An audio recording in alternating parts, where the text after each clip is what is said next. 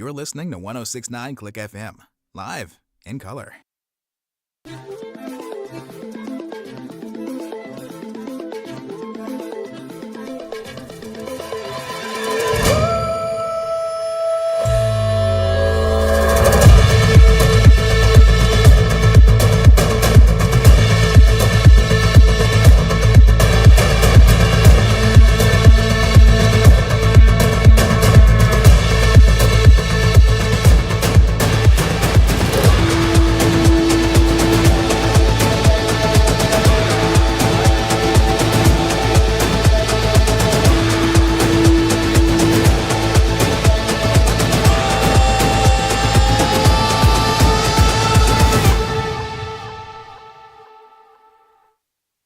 I've got all sorts of shit going wrong with my setup. Fantastic.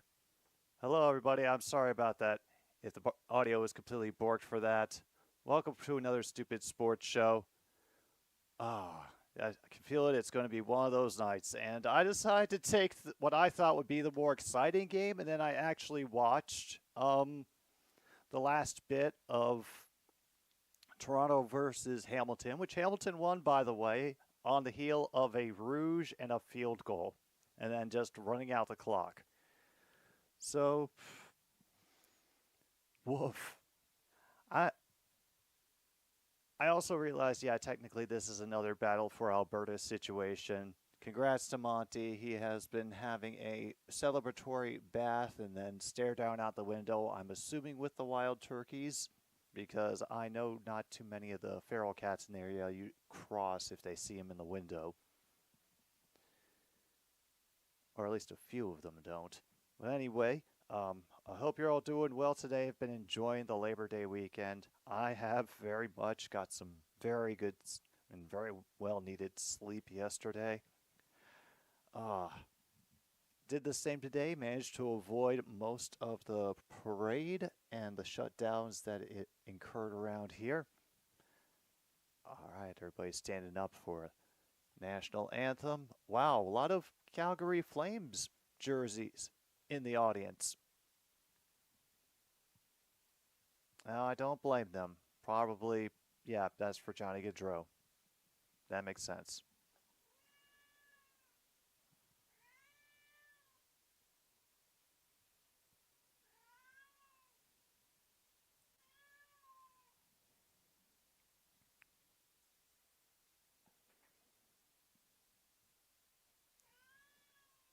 I've also got Angie screaming in my ear that I'm not sure what exactly, but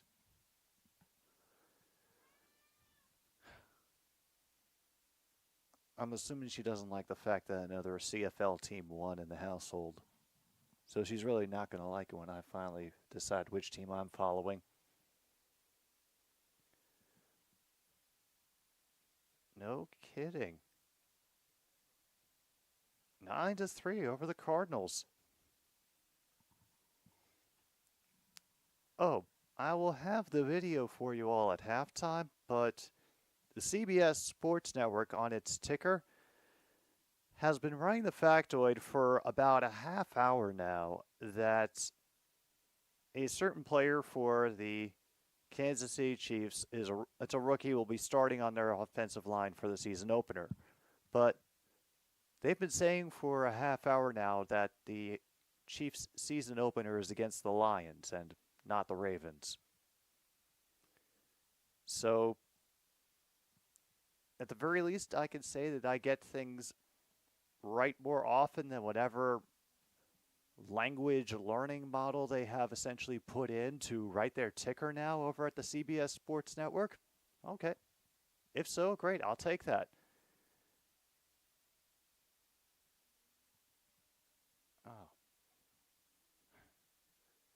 But don't think me pointing out itsy-bitsy mistakes by big networks who I'm sure are run by very well-qualified people who get paid more than I do to take care of these things is all that we have here on another stupid sports show. No, we have other things.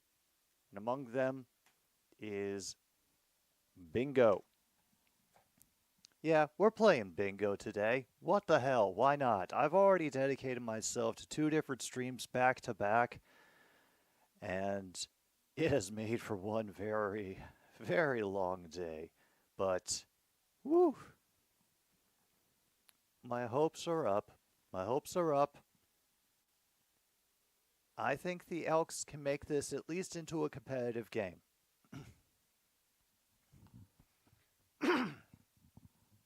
Excuse me. And after all, we've already seen that the Stampeders are not invincible at home. We were there for one of those games.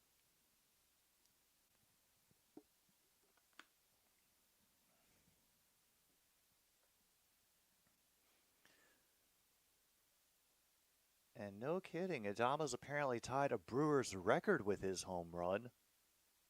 I'm assuming it's a yeah, for 3-run homers.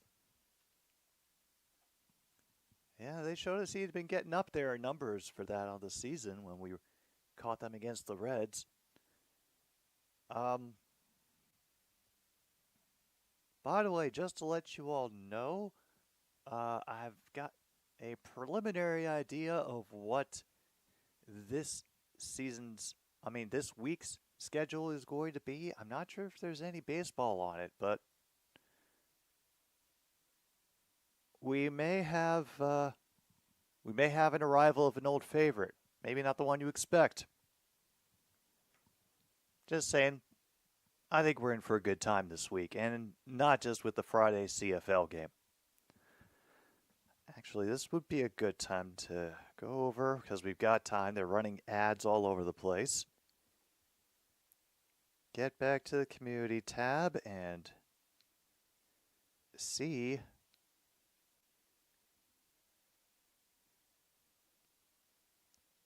how that poll is doing, because I put up a poll about next week's and so far the very obvious winner, number 5 Alabama versus Wisconsin. I can't believe more people don't want to see number 1 Georgia versus number 1 in the Southeastern Conference, technically Kentucky. Thought they would have been all over that. And I did think about Colorado versus Nebraska, but I thought there was a decent chance that they could, and North Dakota State could get a handle on it. They did not, and the broadcast was just awful to sit through.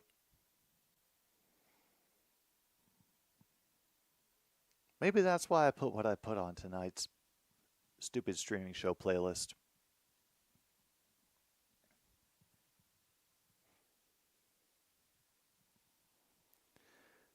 All right, let's see actually,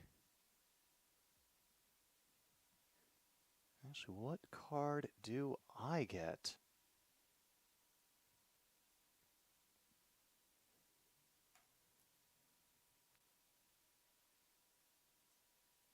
Oh, I think this card looks a little rough for me. Damn. Meanwhile, Logan's claiming card number 30. Thank you. Oh, and if you have just tuned in and none of this makes any sense, what are you talking about, bingo? Let me get that up so you can see a little of what I'm talking about. So we're looking for certain things to happen. Some of them in the football game, not so common. Some of them very frequent. And some of them can sometimes strangely never show up. Like we've had entire games go without certain penalties being called, which is very rare. Then again, we also on our first CFL broadcast got 5 rouges in a game, and it essentially ruined us. We were spoiled. I am behind again because I'm watching this on the CBS Sports Network. I'm assuming there's a delay on the CFL Plus, which is what the international audiences get for this wonderful broadcast. In fact, for the entire Labor Day weekend, it's been all slum it on CBS Sports instead of, the really cool, awesome option that lets fans in other countries tune in for free.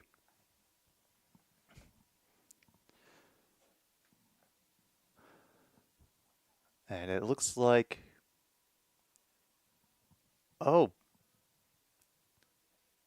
Calgary deferred after winning the toss. Edmonton will get the kickoff and immediately run into traffic and get leveled on the 23, and they all proclaim themselves believers in pyramid power or something and rush off the field. 87.8 degrees in Calgary for those living in uncivilized countries. And honestly,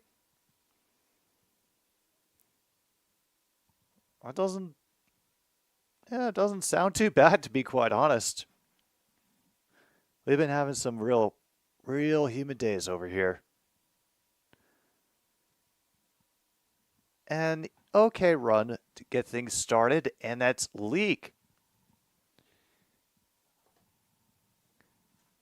Good to see him back on the field. And, of course, McLeod Bethel Thompson. He's not Ford, but he seems to have turned it around a little bit. 2nd and 7 after that run over the left side of the line.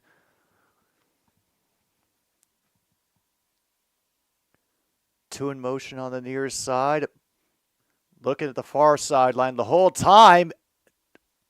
And they will mark him in with his tiptoes. Number 87 for Edmonton. Eugene Lewis gets the first down, moves the sticks. Whew.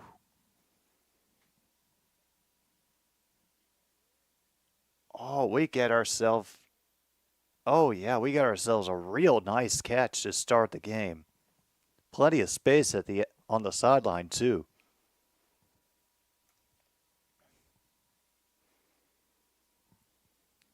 Is that Leak and a late hit sailing in, some pushing and shoving also occurring. Oh good, no flags.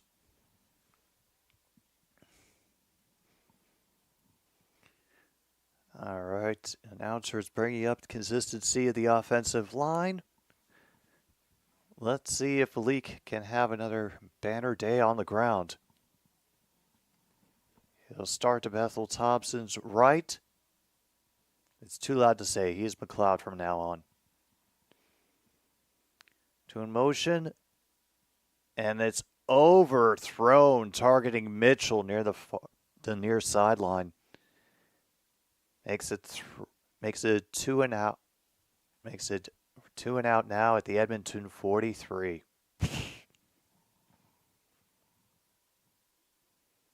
Not the best start, but hey, maybe we get to see Reggie Bagleton just a little bit sooner.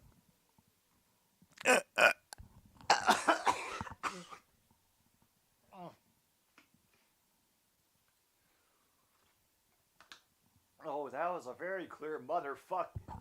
That was a very clear motherfucking over the on-field mic. So if you have, he's not supposed to say that on TV. Mark it on your cards. And we got a rouge.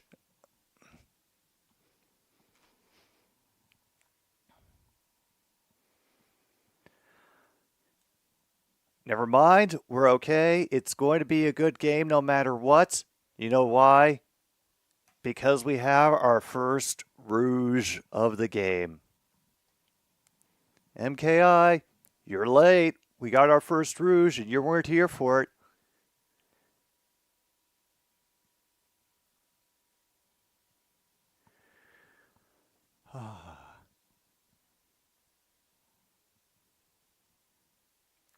They tried to do a run, and unfortunately the runner got bumped back when one of the offensive linemen got shoved into him, and now the Edmonton defense looks like they're going to ruin themselves again and get a misconduct penalty before they can get off the field. All right. The reality of watching the Edmonton Elks play is coming back to me already. Severe lack of discipline on the defense, no matter how well they may play.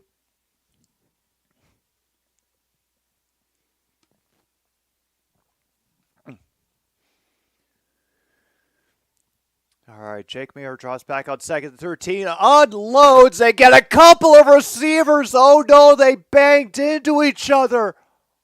Oh no. Oh no.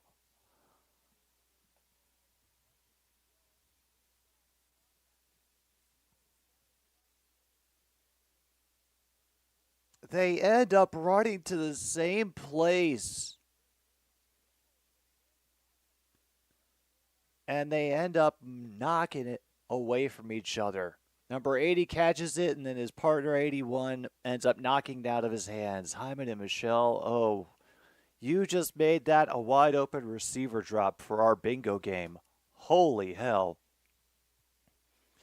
Dylan Mitchell is able to avoid the first few tacklers, tiptoes past a few more. Unfortunately, I think it's coming back for some kind of blocking penalty. Yeah.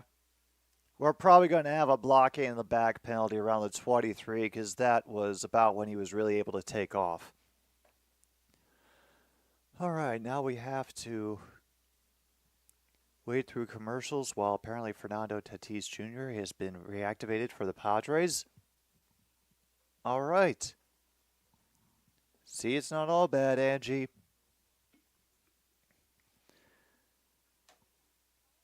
Okay, so what do we have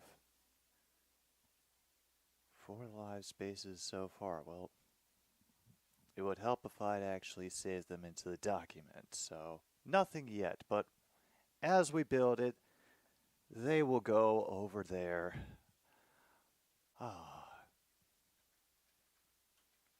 Was there anything else? Oh, there were baseball games today. Good.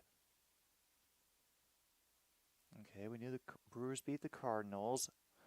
Orioles are beating the daylights out of the White Sox 13-3. That game is at the end of the 8th. And I don't think that it's going to be going for much longer. Guardians they have the upper hand right now against the Royals 4-2. That game also at the end of the 8th. Astros and Reds is in the bottom of the 6th. Cincinnati leading 5-2 in the bottom of the 6th. Dodgers over the Diamondbacks 4-1 in the top of the 7th, and nothing else going for another 20 minutes or so. Woo!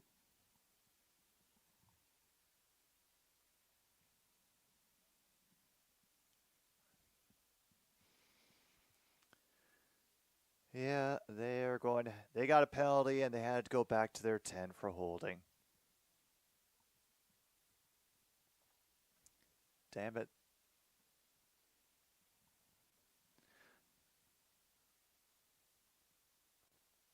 All right, he will try it for a loft. And did he haul that in? Oh my goodness, he did. He is hurt like hell right now because he landed rough, but damn. Oh, hell. He landed hard when he hit. That is number 19, Curly Gittens Jr. with a hell of a catch on the full extension. Like, he had to reach back over his head, and honestly, yeah, he landed flat on his back. May have had some extra weight coming on down on top of him from the defender. Okay, he's running off the field. He probably he hit hard. He got the wind knocked out of him. For a football player, it does not surprise me. Ooh. But now they're up to their own 41, 1st and 10. We're only 40 seconds behind now from the game clock. 10:32 to go. Handoff from shotgun. It'll be a run of about 4 for Brown.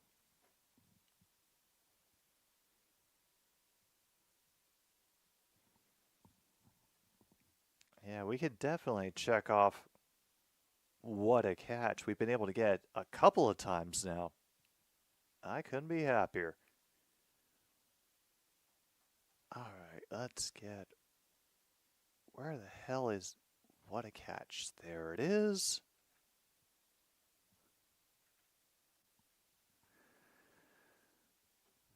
All right. 2 in motion on the near side. Delayed pressure is what they get from the Stamps, but they will get the sticks. Gavin Cobb on the reception on the near sideline. Another first down right around their 51.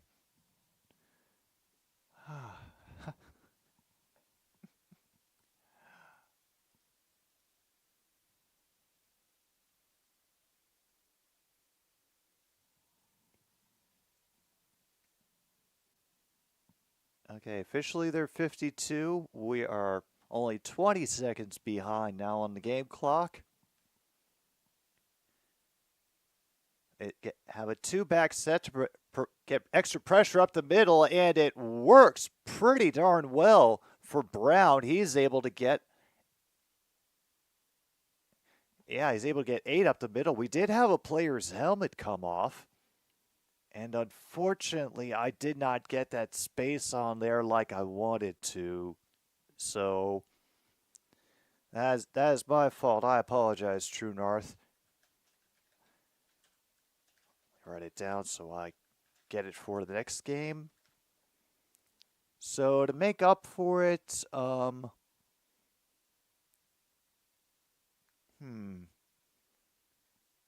know what? To make up for it, we'll check off Zombie Crowd. It's essentially a home game for both the teams, you know, Alberta. Brown is able to just get over the line. First down again for Edmonton, and they have crossed over the center. Good start, you know, aside from the Rouge, which is the most important thing, you understand. But, you know,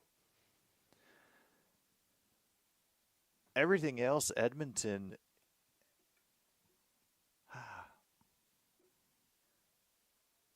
I'm just hoping their defense can keep this up. Because, you know, they might need the rest if they want to keep up for the rest of the game. Hello, John Jay. Hope you're doing well. And as our completion, Lewis cuts back in, and they get this first down. That is the Edmonton Elks, Carlos. We're watching Canadian football today. And I don't know, are you very familiar with Canadian football? Because I can explain how they got the 1 point if you don't know. If you do, I apologize. You never know.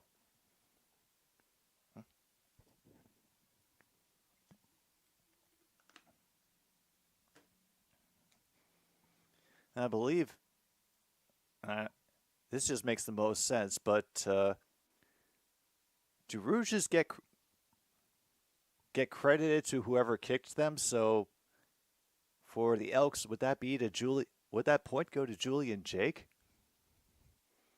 Actually, we're going to have to check on the...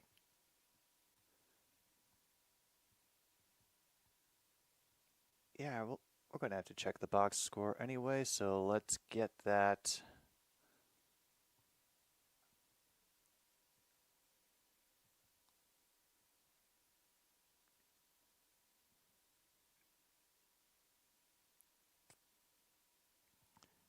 Nope, they don't include it. Meanwhile, he's got to run. I think that could definitely be intentional grounding. Oh, very much. He had voters from the Stampeders running him down. Oof. Didn't even make the line of scrimmage. We just caught up in our timer, by the way.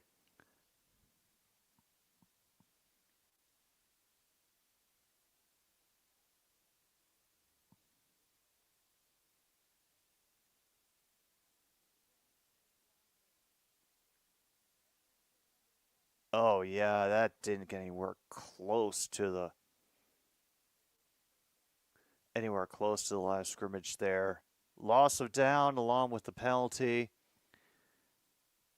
Actually, it was, what is it, like a spot penalty from where the pass was made? Because it's being put at the 42 when they were down at the 25. Damn. They don't screw around when it comes to intentional grounding in the CFL. Fantastic.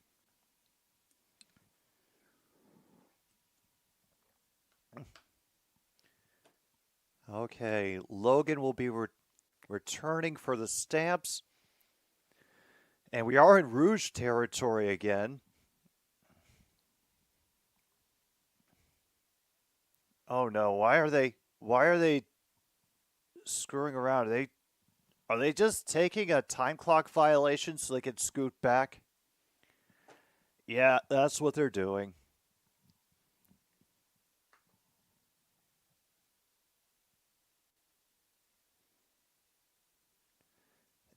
That is essentially what they wanted to do was back themselves up so they don't kick it through the end zone again.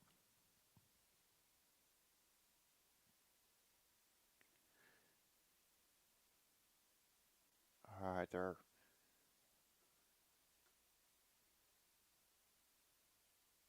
opponent is off the side of the foot. It goes out of bounds, but where does it go out of bounds? It's up to 24. What? And the flag goes out anyway?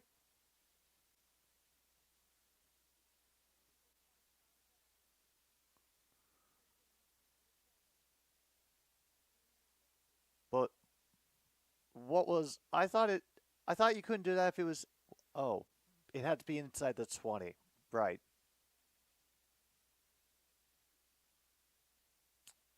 Oh. So they hurt themselves again with an illegal punt. And so now the Stamps will have better field position. Oh, wow. All right, let's get one of the few spaces that we have so far. Wide open receiver drop.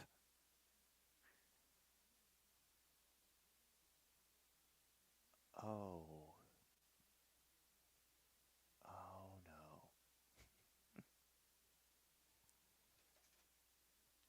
All right, look at the zombie crowd on in lieu of the helmet came off. I have a feeling it will be very easy to get breaking news to overshadow all of the action that we have seen so far during this game. Oof. Couldn't even get another single point. Packers Hall of Famer Kylan Hill in this game?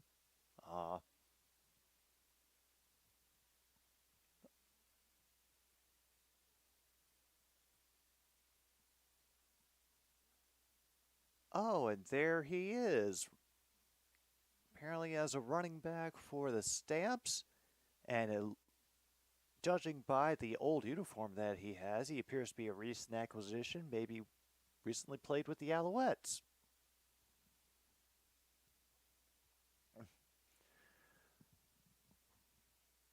Oh, yeah. Here he is. Just came up for me. Yeah, Packers' 7th round pick in 2021.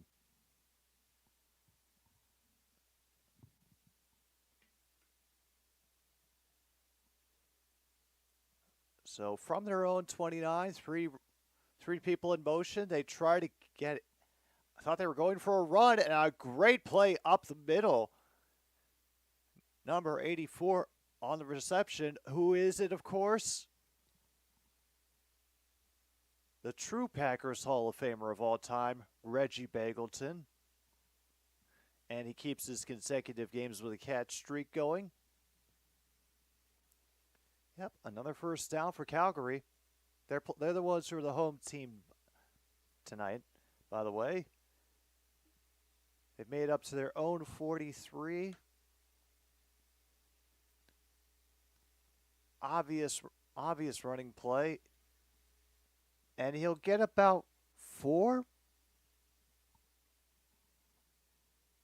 All right.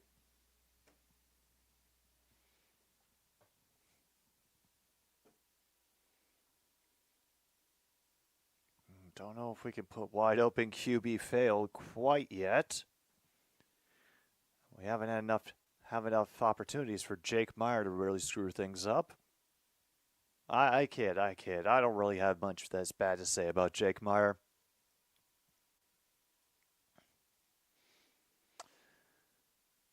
Edmonton rushes forward. Mayer has plenty of time, and it's picked off.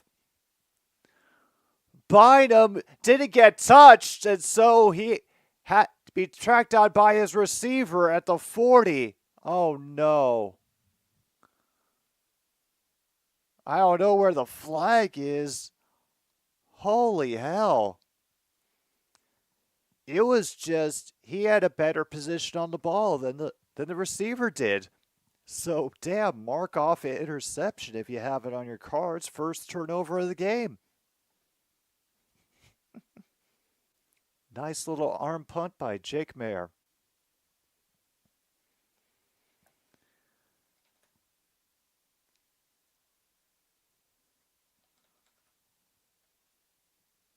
Oh, wow. What a high-level advertisement for the local bar. Oh, they must be owned by the same guy because they was just three for one bar advertisement deal. Holy shit.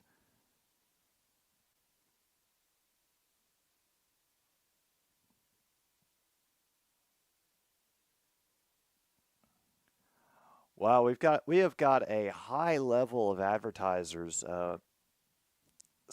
Slot machines and bars. That's all it is for this broadcast of CFL here on CBS Sports Network. Oh, yeah, and of course,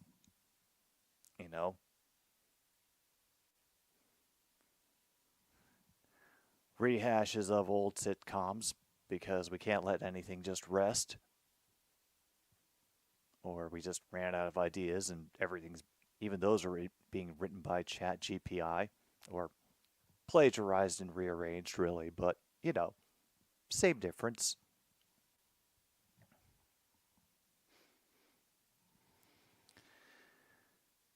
All right, it was Bynum defending Hyman. I don't know. Wow.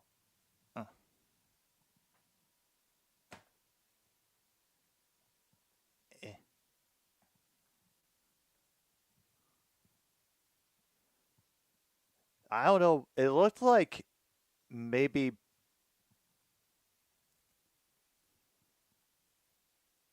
try anyway, and then he overshoots Mitchell.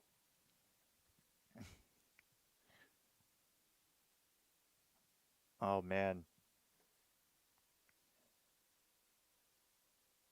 They're selling used flat screen TVs that were in their stadium. No kidding.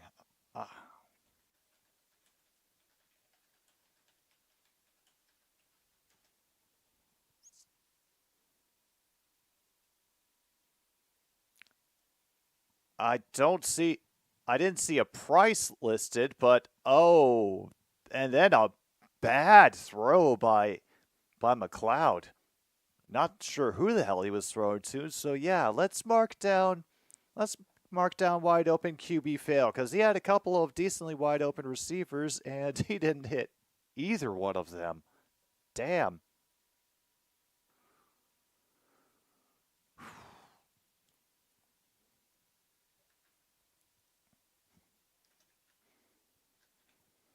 Oh no, is it this game? Is it this game? Second rouge of the game is by Edmonton. Oh.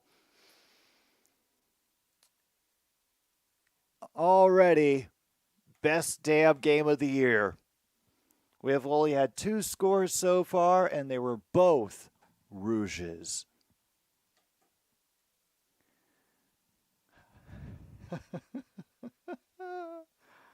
Wow.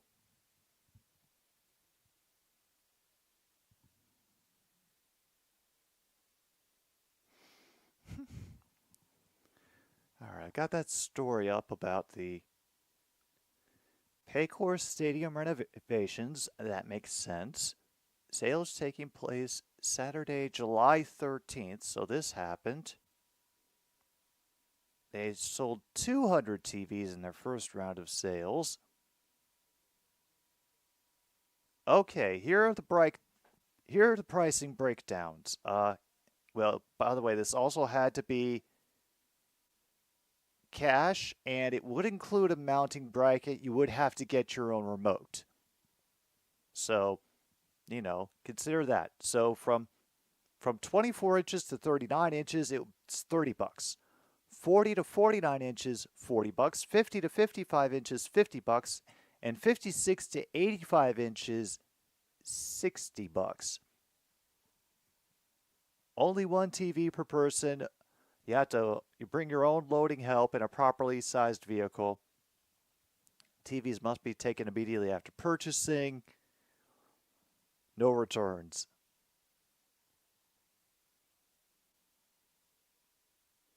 Yeah, that's the same price they had in the first round of selling, so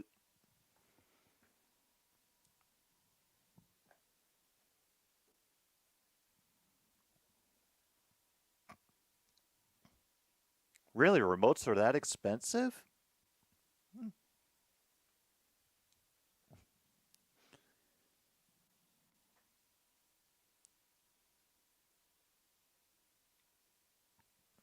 I don't know. Like, most I've ever gotten dinged for a remote was $50, and I think that's because it was a brand specific replacement. So,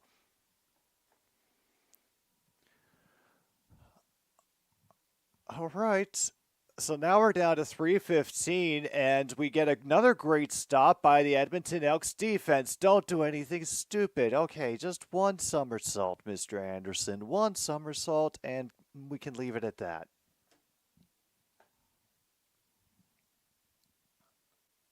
I could feel it. I could feel it in my bones. They're going to do something stupid at the wrong time and screw it up. I mean, they were able to get a running stop on that play. Only a gain of 4.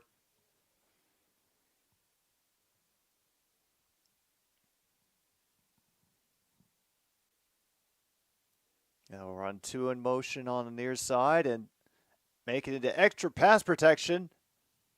And there's a first down near the midfield marker. And who the hell is that, number 81?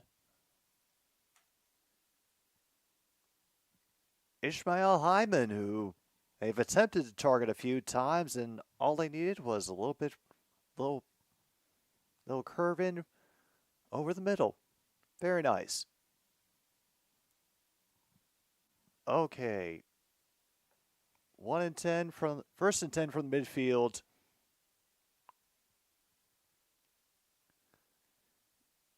With a little stutter step, Hill will get about 3. And we're very behind on time, also getting down to the friggin' end of the quarter, so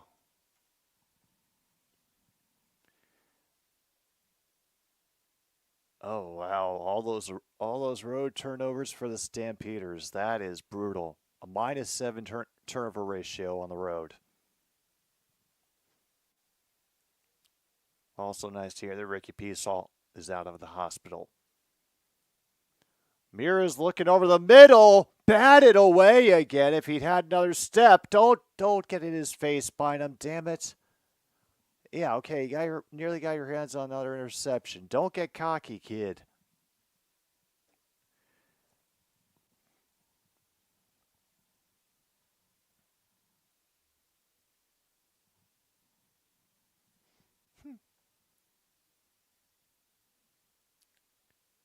Oh, yeah.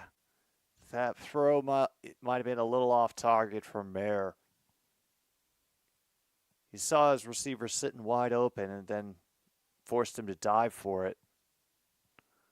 Punt grabbed at the 7.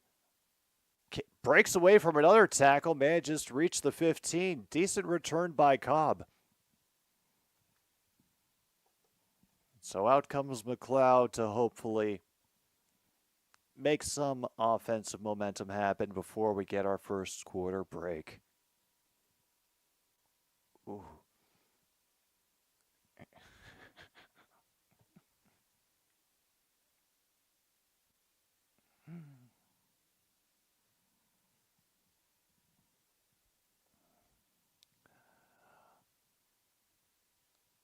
For their own 14. The Labor Day Classic indeed. And Leak could not just concentrate on running. He had kept trying to stiff arm after it worked for him once, and LaBrosse was able to bring him down for a gain of 6. All right, so at least we can mark off a stiff arm. We did get a decent one of those from him on that play. But he kept on trying to do it, and maybe that was his downfall.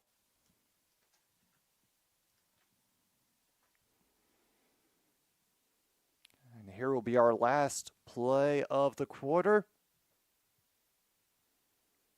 They only rushed 3, but they will have... Are they going to mark him at the sticks? Yeah, Jones with a reception right at the sticks. And thank you, Tevin Jones. You give us something to be something to smile about when the first quarter ends.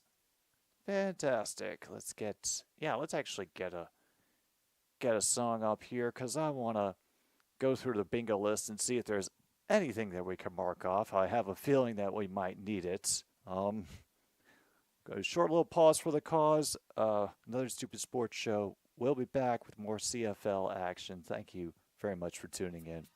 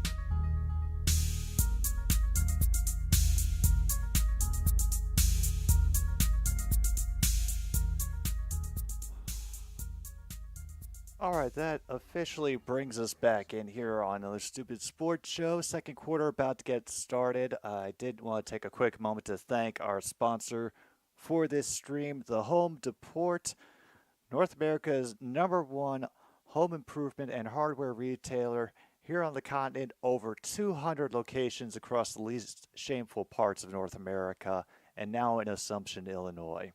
As we get a big run from Mitchell on the sweep, and a first down again for the Elks. Okay.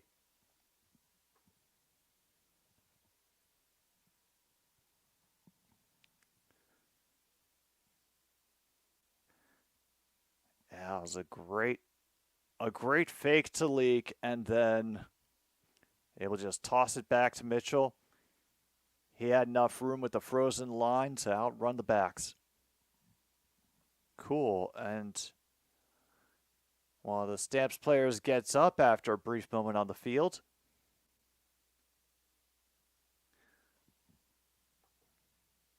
Oh, and he's favoring a leg.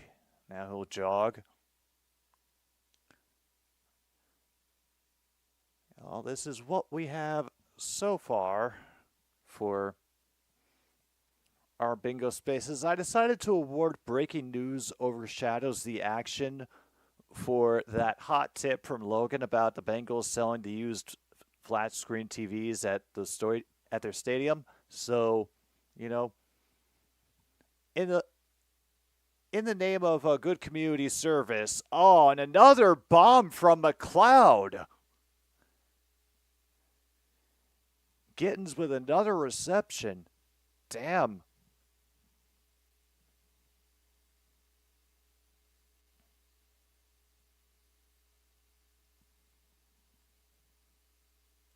Initial fake, but Locke is able to pick up the first wave of pressure and then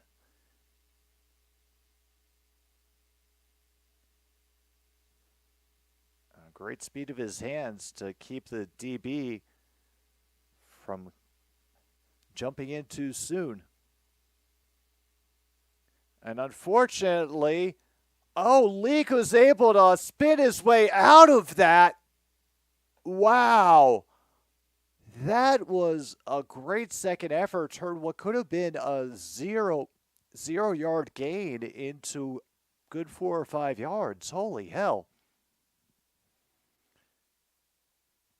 Jumped through one tackler, was able to overrun another. Wow.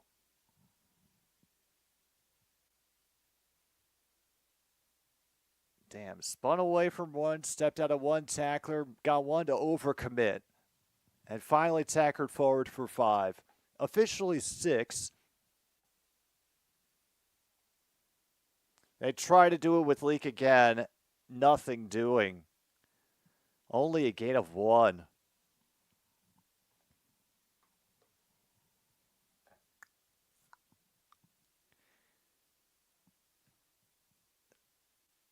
So out they go.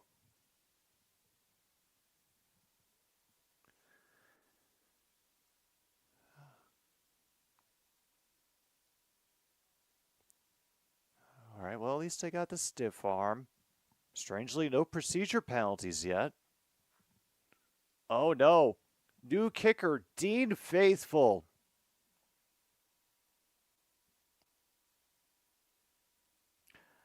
It has the distance.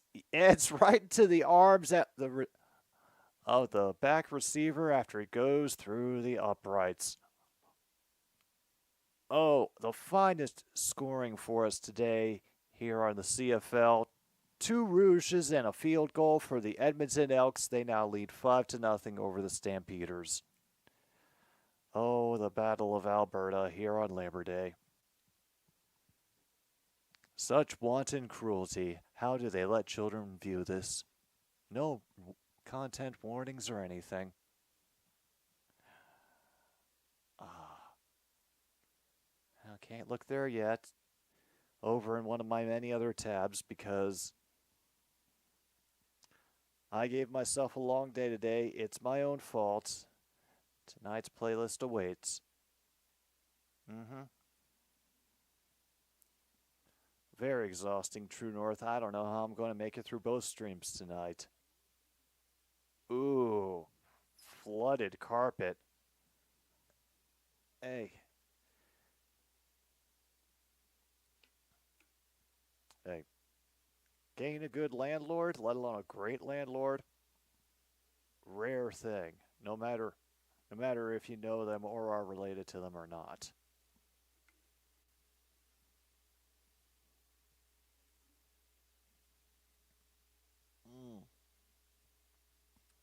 Damn.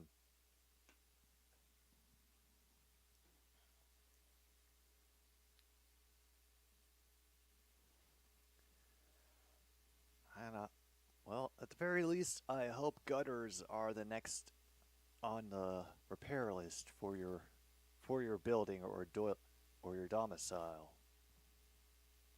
Let's see. Cole Speaker, has he been heard from? I haven't heard his name called today, so I don't think he's caught anything quite yet, or at least done anything quite yet.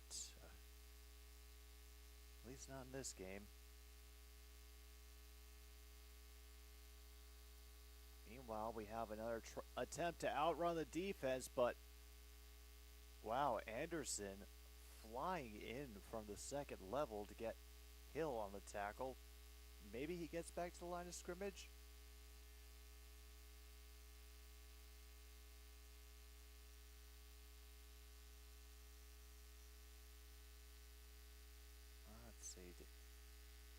Let's see how he's doing over there. I know that we will be seeing him on Friday for the Alouettes game, but other than that, I haven't paid attention to him too much because, well, honestly, the Alouettes, they're 10-1 and they're running away with their division. Meanwhile, the Stamps, they left Hill wide open on the near sidelines, and he made them pay. Calgary just got a first down at Edmonton's 46-yard line. Oof.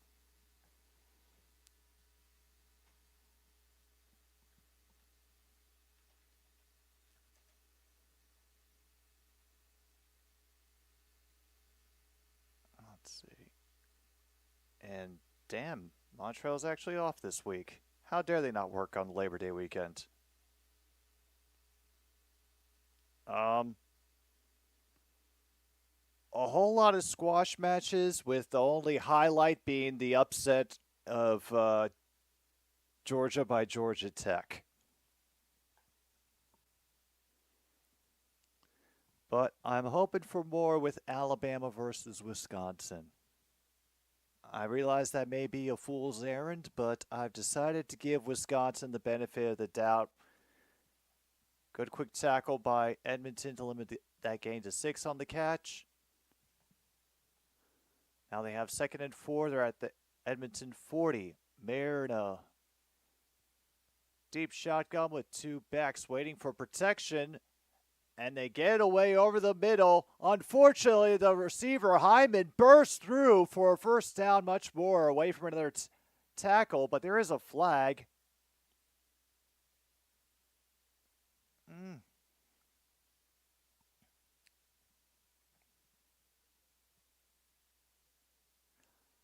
Oh, and they blow it with a hands to the face penalty. Damn. Eric Smith get called for hands in the face of number 49. Oh, that's hands to the face. Yeah, that's hands to the face.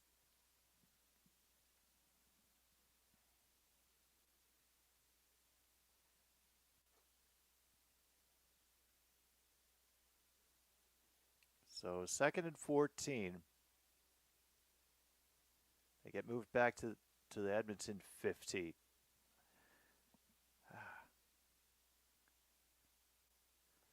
Yeah, last I saw, Bama Wisconsin's going to be winning this poll outright. Edmonton only rushed 3, and that is way overthrown for the intended receiver. Oh no, are they going to try to challenge for a penalty? Are they? Are they?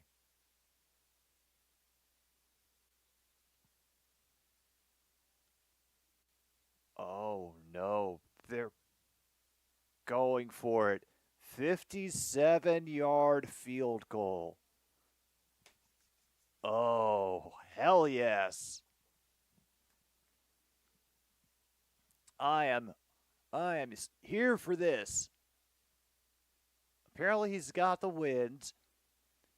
He is kind of lined up in the center, so also helpful. I'm assuming they're not going for a fake. It looks like it might go. It is good. Nice job. And I think he had a few yards of clearance, too. Oh, yes, he did. Paredes with the 57-yard field goal puts Calgary on the board. 5-3.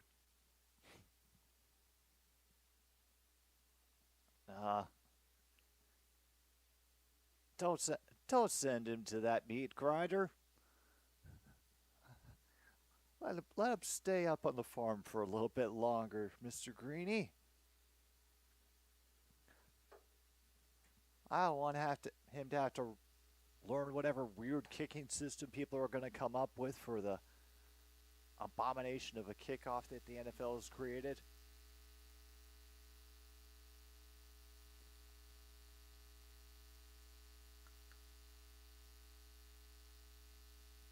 Oh, God.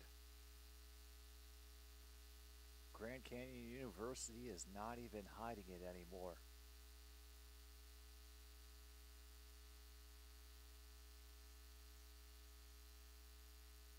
Meanwhile, the MLB scores are coming in. White Sox lose again, 13-3 to the Baltimore Orioles. Good.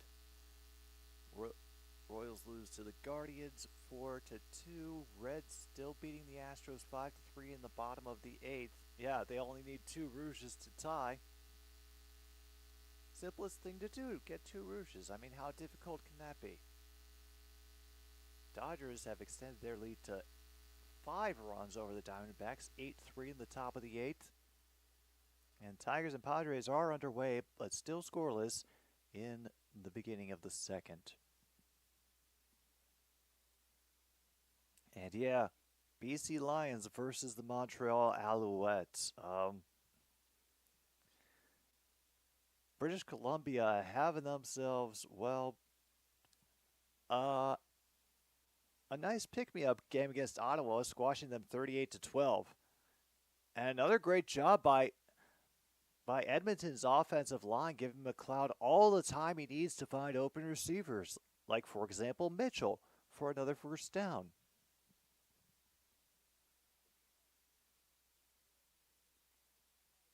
Do I get anything else for bingo, maybe? Can we get this set extended? I mean, they're up to their own 50-yard line, so another Rouge. We've had 2 so far. Maybe we can get back to our old record.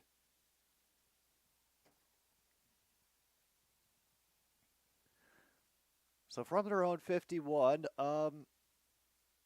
so they go with the announcer's suggestion, let Brown go up the middle. He gains about 3. There is a flag, however, somewhere on the play. They haven't specified where yet.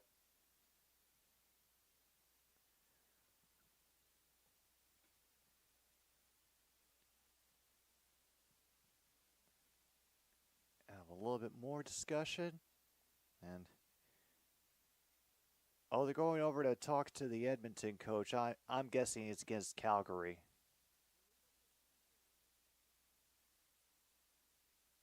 Oh, no.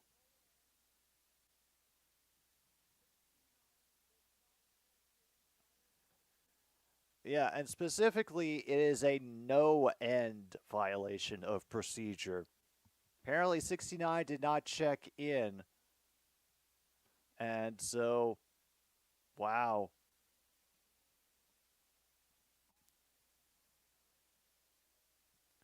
Oh, no, and now they're arguing this. They're arguing a procedure call. Oh, come on, Edmonton.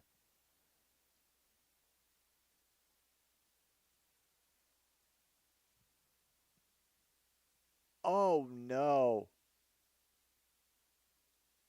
Oh, no. They might be reversing it, and someone might be really angry on the field. That was a lot of...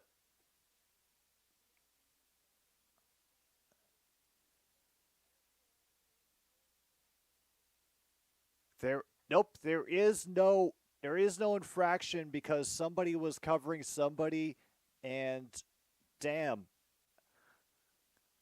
Calgary players are pissed. I'm assuming that the home fans are pissed. No, apparently the proper number of people were covering the proper number of people, so it's okay. I don't get it. And they're not really taking the time to explain it to me either.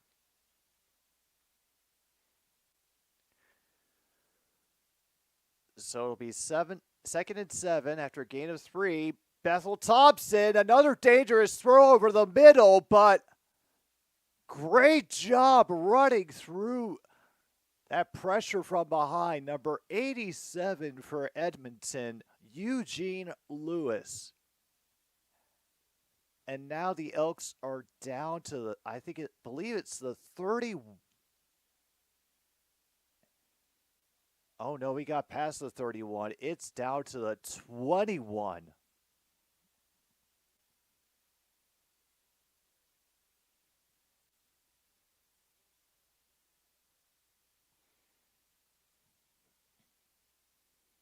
Now there's the crowd hates the call.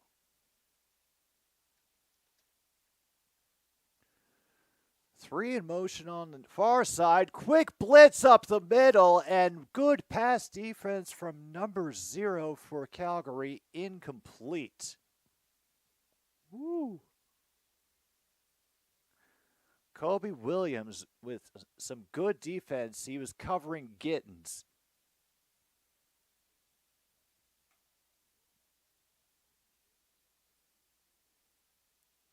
So, good opportunity for Calgary to make a stop and, I don't know, maybe deflect a field goal and get another Rouge. Just saying. We could have some real fun. They bring everybody, and it's just out of reach of the desperation target. A few feet short of Eugene Lewis. Damn.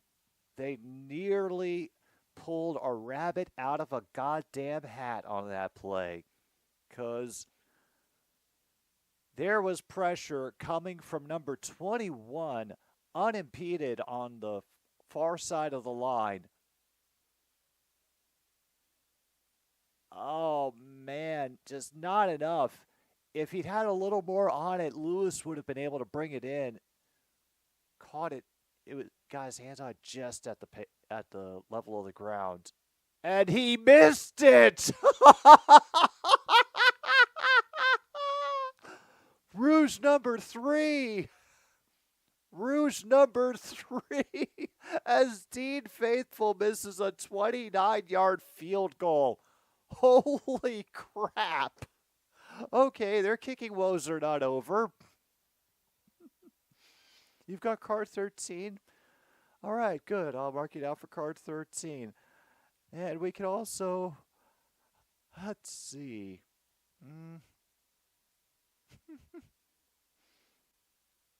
We can also mark off missed kick attempt. That's for sure. And you know what? We will also mark off the defense did something, because the defense was doing a number of things throughout the game, and that's why we have the score that we do, which is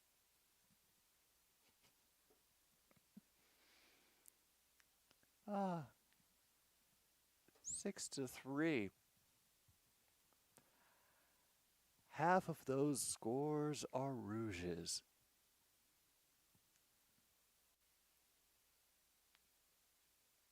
Sir, you're a Panthers fan. You should not be using FanDuel. Step away from the app, sir. Don't. No.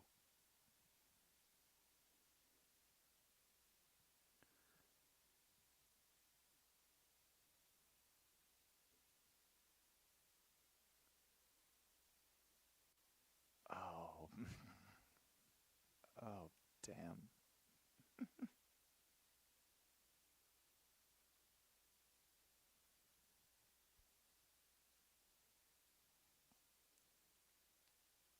Holy crap.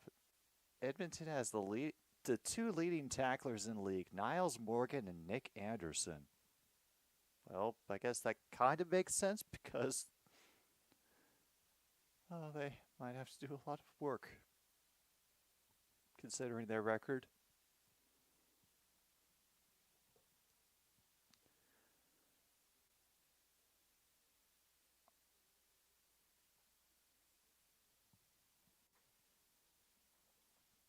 All right.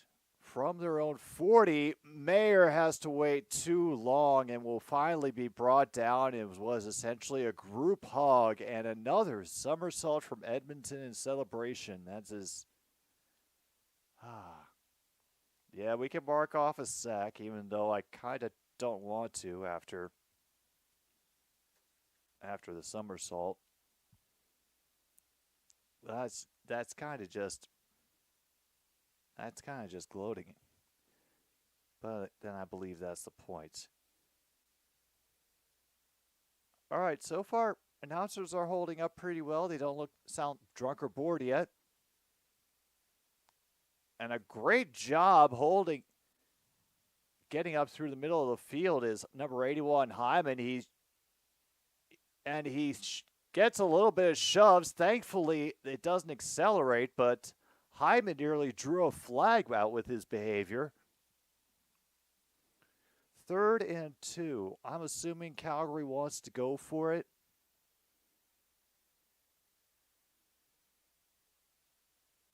Yeah, I'm assuming that they will go for it. Markov going for it on 3rd down.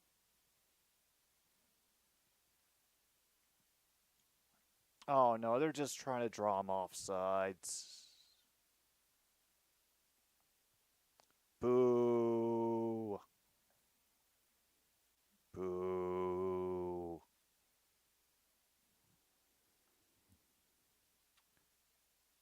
We are very, very upset with you, Calgary, that you could not execute a proper hard count on the offsides. No, we're not checking off going for 3rd down for that.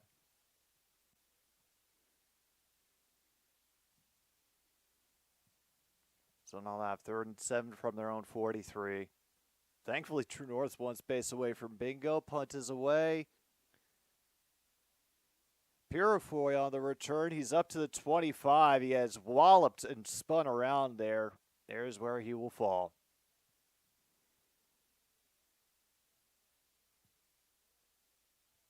Oh, wow.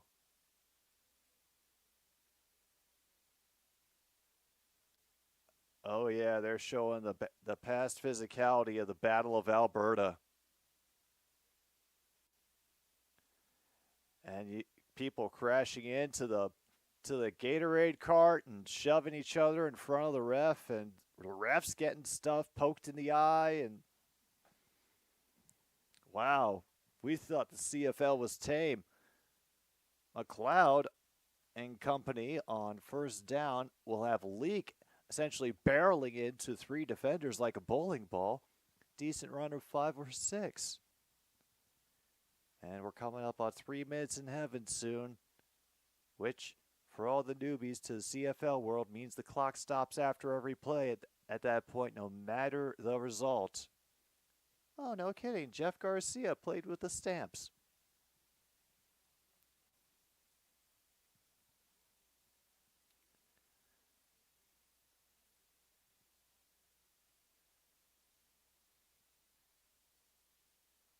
Oh no, they had to appease the Hamilton tailgate apparently.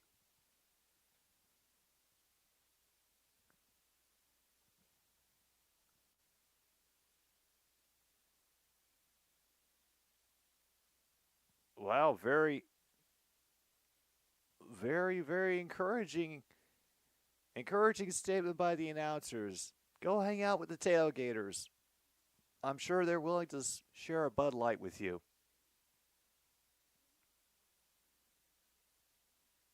No one-handed grab yet or strip sack. We have very definitely had he's not supposed to say that on TV. So let's add that.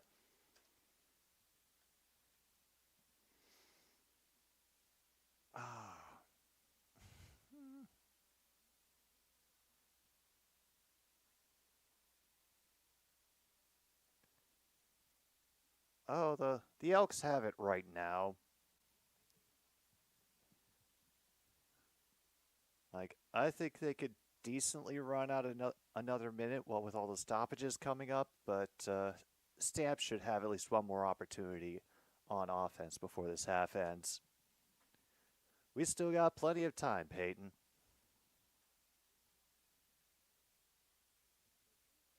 We also apparently have plenty of commercials to go through as well.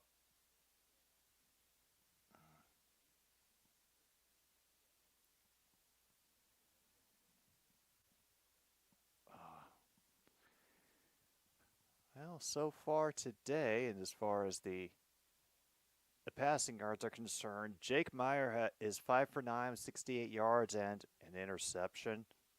I'm still baffled by what his logic was for where he put that ball, and why his receiver took the route that he did. Meanwhile, McLeod Bethel Thompson, 9 for 14, 165 yards. He's been hitting some major bombs to his receivers. A couple for 34 yards out to Eugene Lewis and Curly Gittens. Yeah. The Elks just haven't been really able to get past the 40. Lots of rouges, and there they go again. And it is another reception for a first down, another dangerous McLeod pass over the middle, and another flag. Will that catch hold up, though, for Eugene Lewis? Oh, illegal contact on Calgary, but the penalties declined. First down. Okay.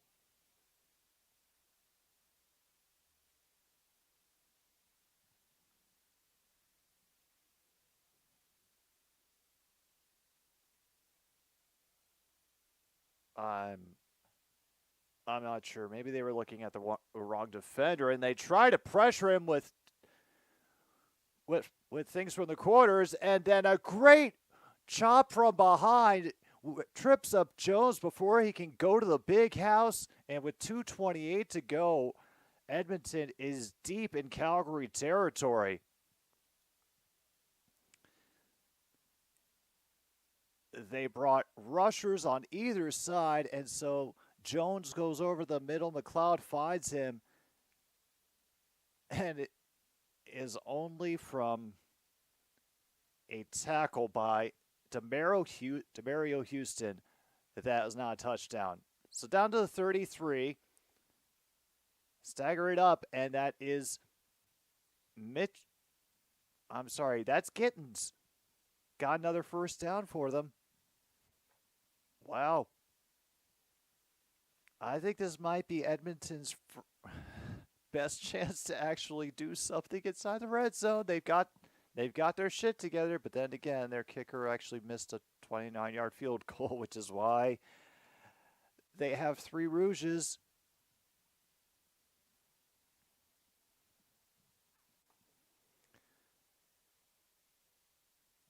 From the 23, Kip, we are having a late season renaissance from the Edmonton Elks.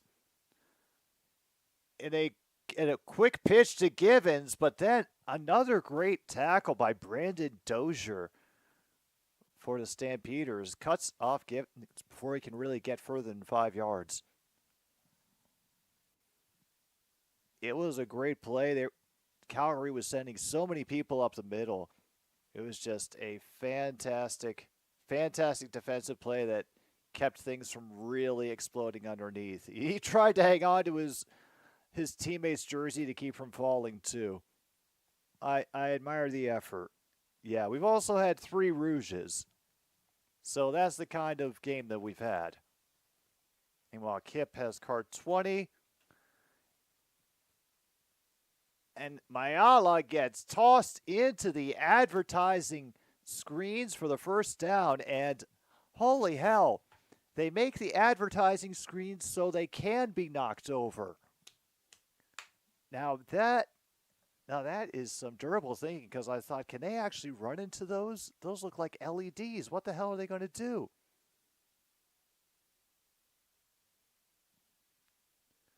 Wow. I want to wait until those LEDs go on sale. I want to see what their prices are. Holy hell. 277 net yards for the Elks, 72 for the Stampeders. This game is bonkers.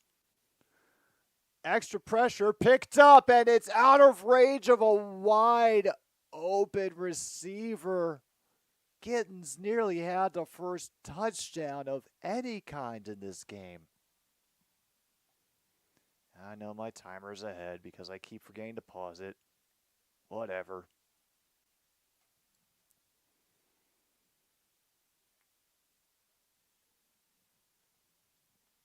All right, so we're down to 119, really. Oh. You were very close, McLeod. Very, very close.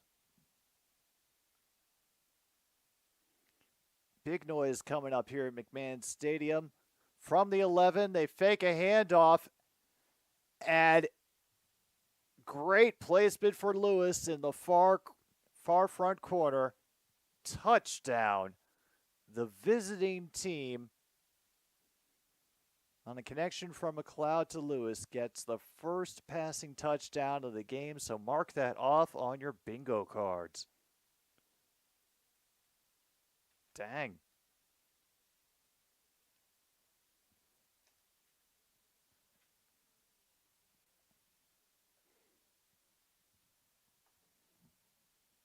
Meanwhile, Richard Tams from Vancouver, BC has won himself what looks like a one solo shot ice cream maker. I don't know what the hell that is. Oh, no. Does he? Oh, I thought for a minute that extra point was about to veer right, but it stayed within it.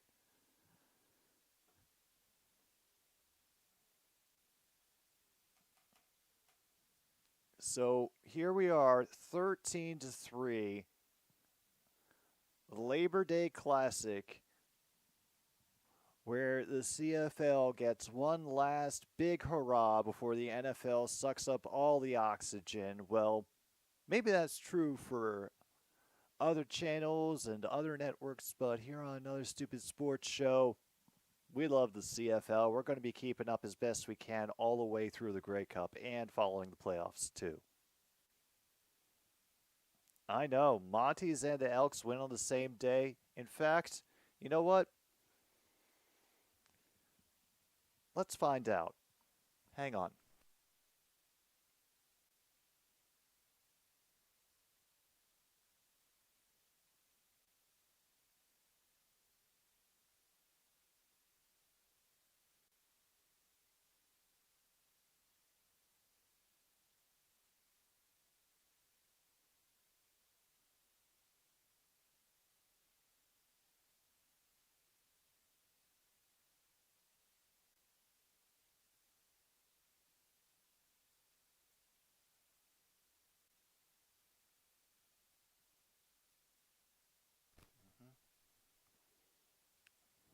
All right, Monty.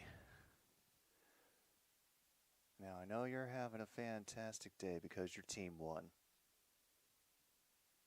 But how do you think the Edmonton's chances are of getting a win today?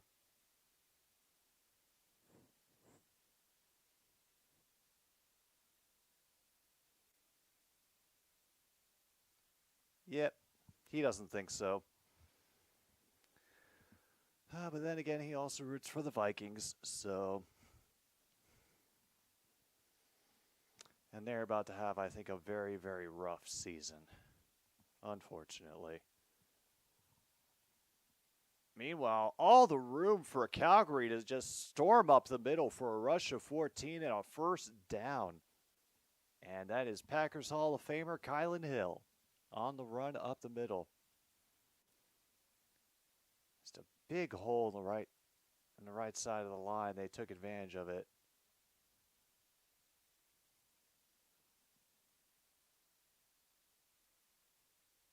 And another dump off underneath the middle to Hill. Hill absorbed the hit and fall over the center line. About a yard shy of the first down, but hey. we could get ourselves another long kick from Paredes. Oh, absolutely nobody, Kip. In fact, it was Logan who told me about him. That's the only reason I'm able to say it. Far midfield, Mayer looking for the far sideline the whole time. He unloads and gets it. And who is it?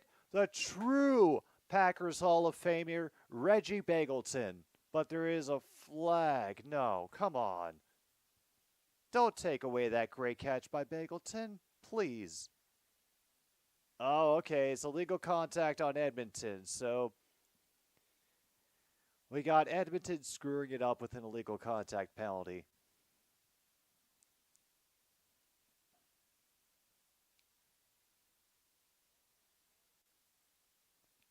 I'm not sure specifically what the contact was, but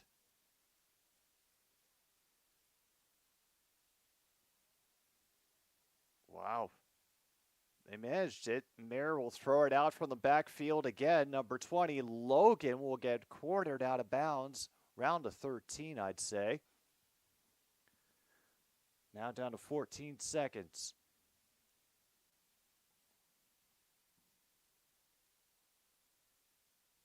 Yeah, they should be able to at least get 3 out of this. I mean, Paredes made from 57 yards earlier in the game. So this should not be a problem. Once again, that all-important word, should. From the Edmonton 13, Mayer back, looking for, finds an open guy over the middle, but goes to Kylan Hill and manages to stay on his feet long enough for the first. And we have another stoppage with 7 seconds to go for first and goal. And Calgary will burn a timeout in the name of deciding what to do. And that is some big gamble, losing something to possibly stop time in the second half in the name of possibly getting the perfect play. I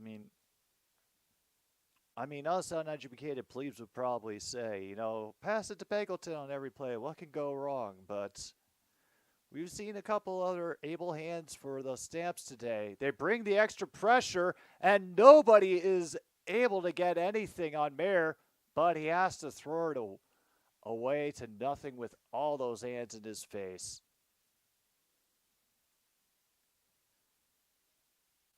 Second and goal. And yeah, no, they just did decent, and he could not get any good looks.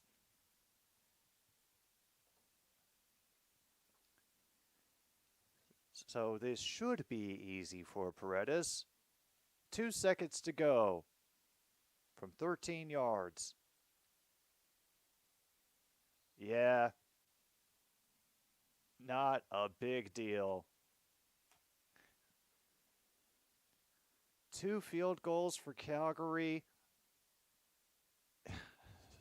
3 Rouges, a field goal, and a touchdown for Edmonton. Oh. How could we ask for anything better here on Labor Day? Aside from having, right to work laws terminated in every state, but once again, I'm a dreamer. So I'll just let that hang in the air real heavy like. Bring us to a pause for the cause. I'm going to update the bingo list as best I can at halftime. Until then, everybody, just so you don't have to stare at the inaccurate Sports Network ticker, grab a drink, grab a smoke, pet your cats if you have cats, or, wave hi to other cats in your neighborhood. We'll be back with another stupid sports show after intermission is done. Thanks for tuning in, everybody.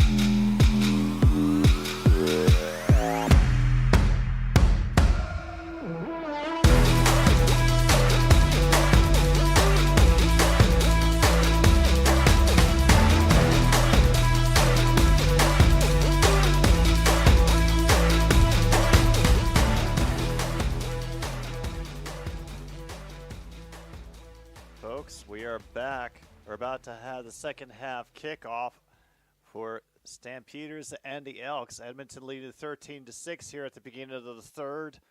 Calgary will be receiving because they deferred in the first half. There'll be a short reception at the 30.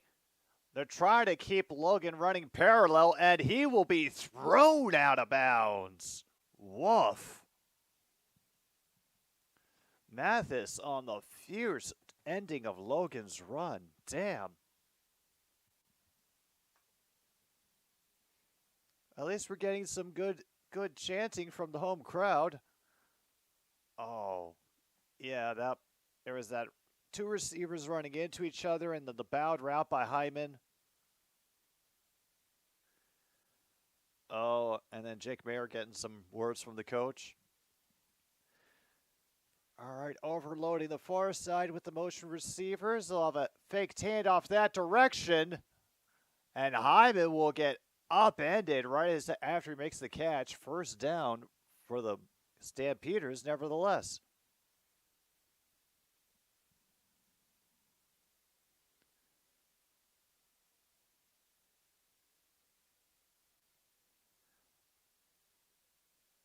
Yeah, this is going to be interesting. Apparently, they get outscored 50-0 in the third quarter this year. So Edmonton hoping not to give Jake Mayer a confidence boost. So they're looking the far side the whole way. I didn't think he would overthrow that badly from being hit. Looking for Bagleton, but that pass a little bit high, even for Reggie. Oh, I've seen him make some great catches as I've been getting into the CFL, but nah. He's good, but he's not that good. So here's 2nd and 10. I'm about a minute behind on the game clock. 13:42 to go. Two in motion on the far side. Cheating over the middle. And who is it? Once again, Reggie Bagleton at the Edmonton 50.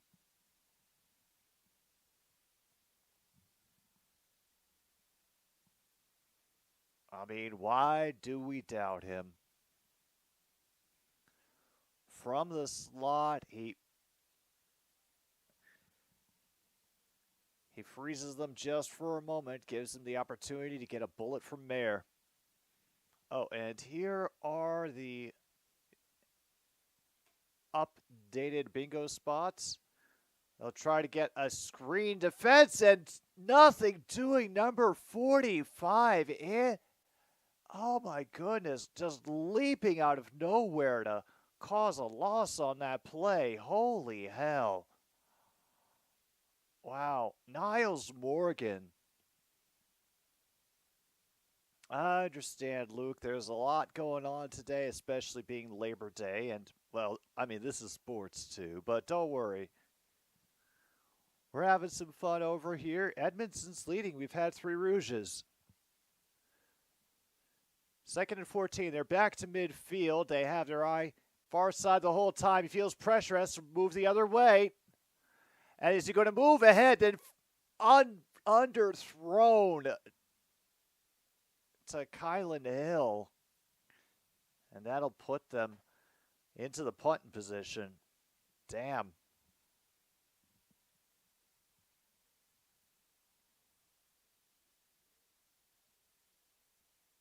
Yeah, number 9 2-star breathing down his neck, and then he had to stop up from the other side. I mean, yeah, across his body and through midfield. Damn. Here comes the punt. They're going to try to, hang it. It'll be back from the 7, and he'll get up to the 18. Not a bad return by Cobb. But it looks like we'll have to wait through one commercial break before we watch the Elks get back on offense. Considering everything, how is my own awful bingo card doing?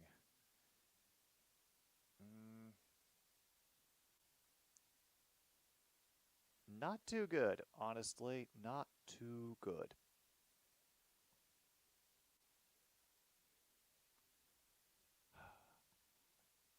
If we can get at least 2-point conversion, if it just keeps this score the same and Calgary needs it to try to win at the end of the game, no, that's too dark. I don't want to doom us to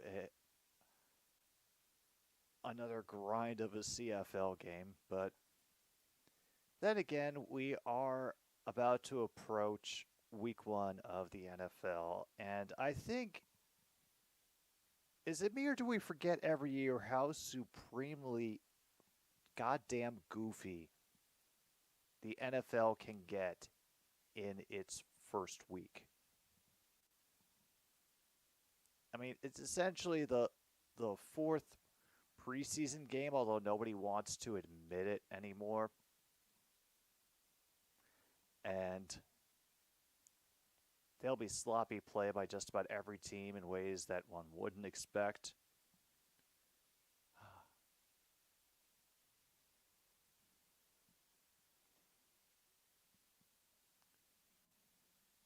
Exactly, Kip. It's the last preseason game, and so we truly don't know anything until week 5.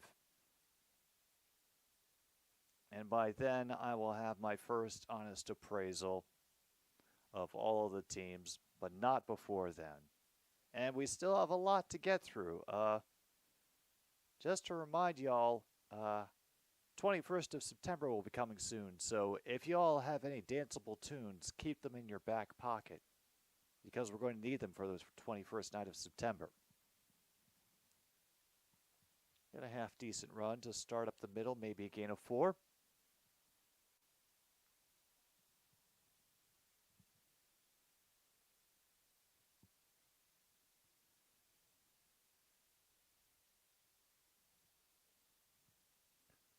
It is a gain of 4. 2nd and 6. Are they going to go for leak again? They bring extra pressure that time and do a quick pass to Gittens right at the line. First down, no big deal.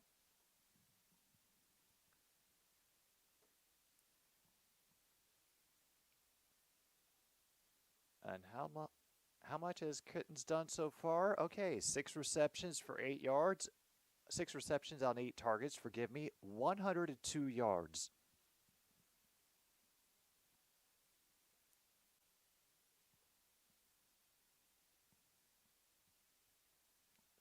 Been plenty of noise here all game, even though it is the Stamps home stadium. Great fans traveling, and they'll try to Gittens again, and he'll pull back inside. I think that gave him the first down. Yep. Going to Gittens again, this time on the far side of the field.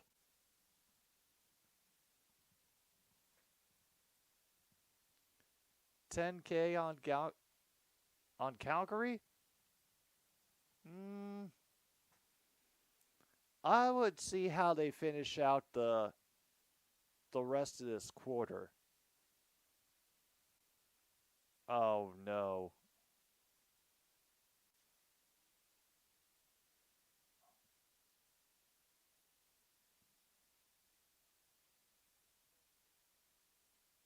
Oh, no.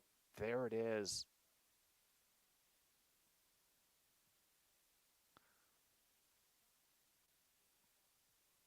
Oh, my God.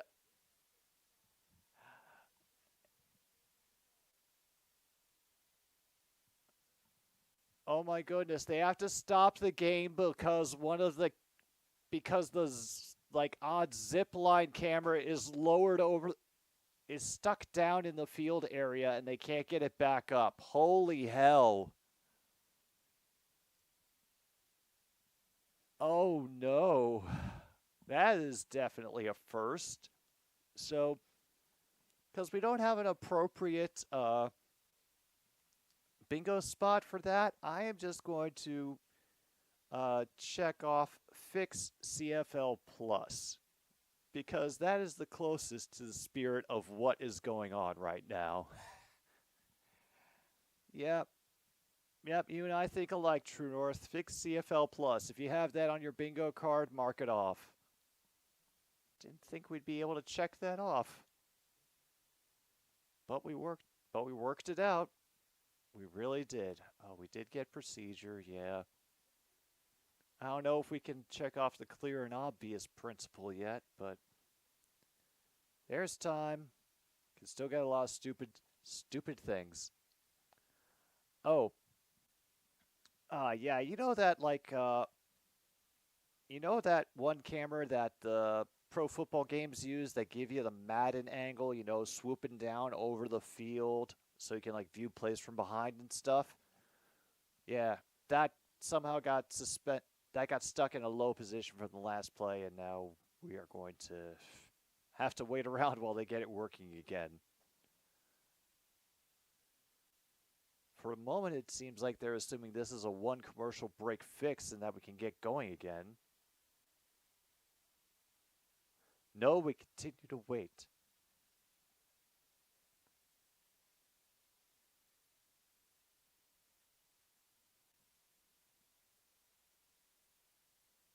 And it has just not gotten the camera started again.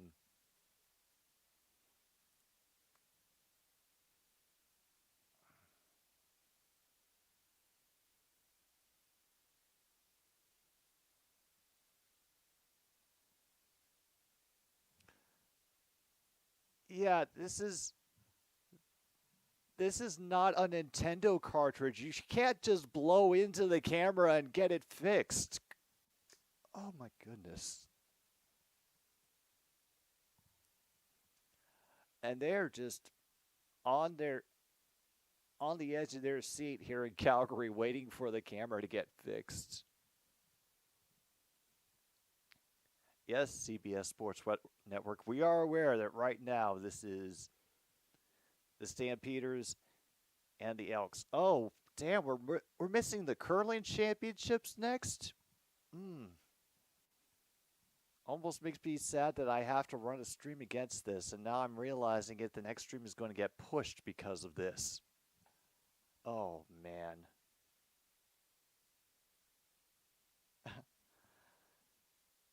I would think keep playing, but unfortunately, the whole thing is frozen up. It's stuck in its position, and where it is right now, it might impede the progress on the field. So,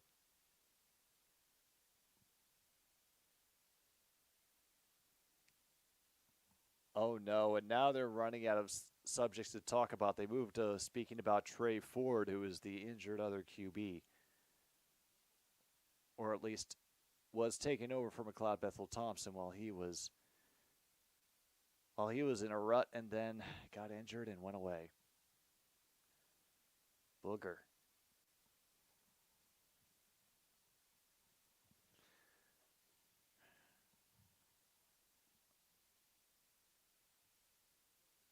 Nope, nothing yet.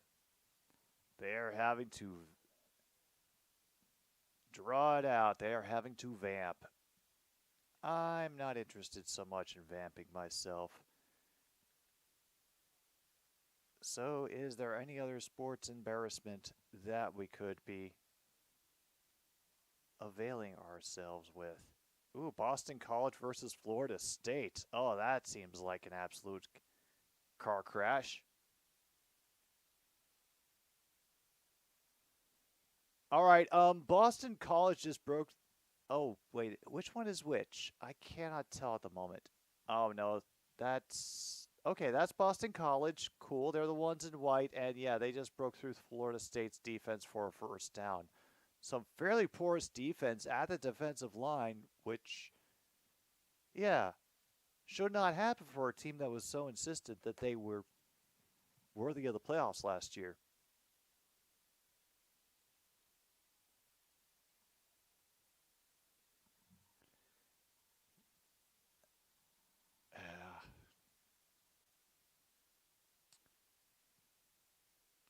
Meanwhile, they have to stop for something.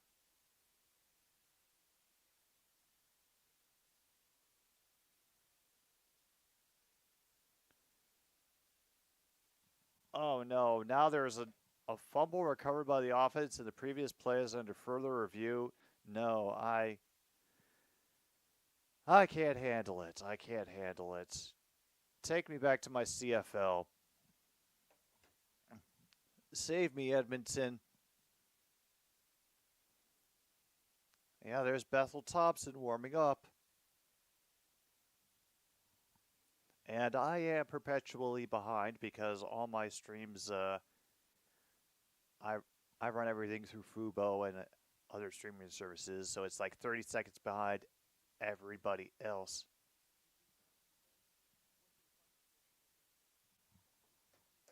Oh no, we go back to the halftime game again.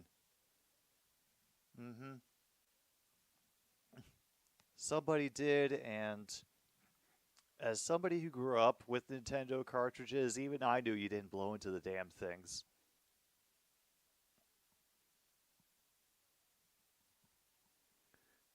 Then a better chance of screwing it up even more.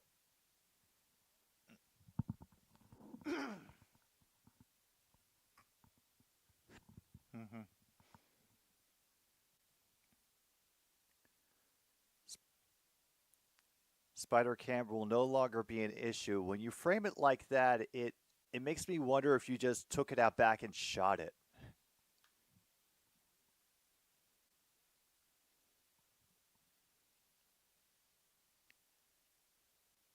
Okay, they keep a fairly close formation, and it's going to be a run again by Brown. He's able to rumble up the middle for an even 10. Cool.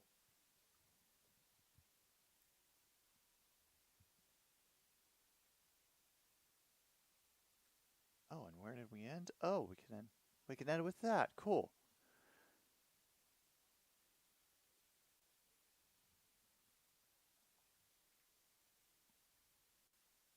All right, they made it to their own 54.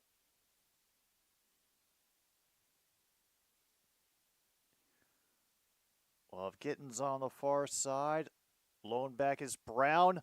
He has to throw it immediately because of the quick pressure. They finally start getting to him. But that time the rusher got a great jump off the offensive line. They cannot do that. They cannot leave unprotected people like that for too long. As Micah Alway.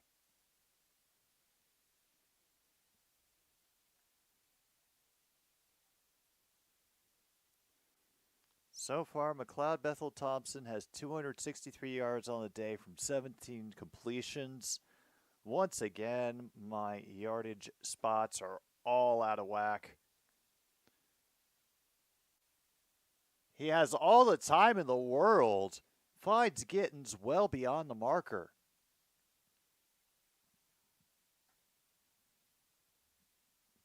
Damn. Stampeders looking a little peaked in front of the home crowd. Well, majority home crowd, I think.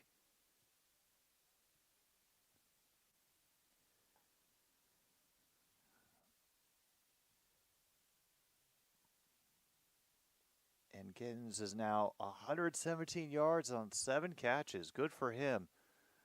2 slot receivers, pressure immediately, and he gets that just over the line of scrimmage. Oh, man. And another knockdown on McLeod Bethel Thompson. And it's Awe again. That is a second knockdown.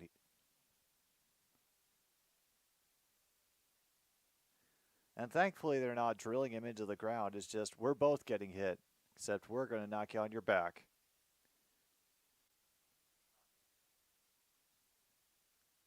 So 2nd and 10 from their own 43.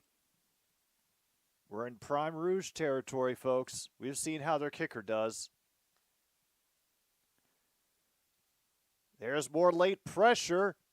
And Jones is able to reach. What a reach at the end to get the sticks. Yeah, that was Dozier was working on him, I believe, and he's the one who would end up making the tackle, but Jones was just able to bust and reach. Oh no, they're marking him short, 3rd and 1.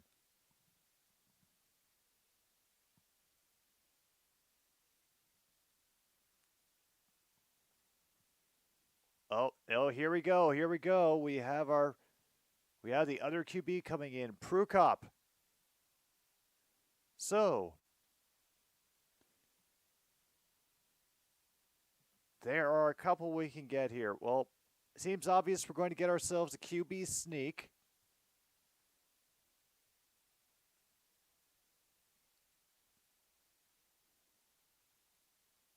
And it'll be nothing doing for him. Sneak up the middle, mark off sneak on your cards, and a 1st down for Edmonton.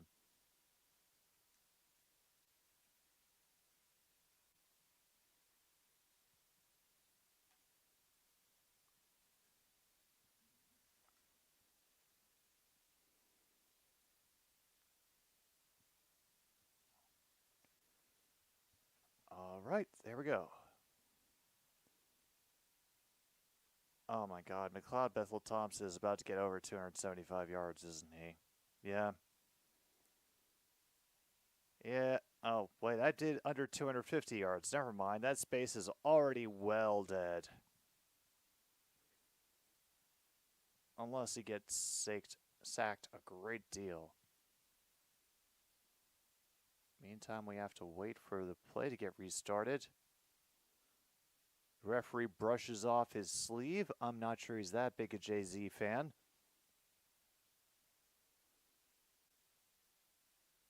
So from the 32, it's Leak again. He is able to find a bit of room and spins his way out of a few tackles before finally being brought down at the 17. What the hell?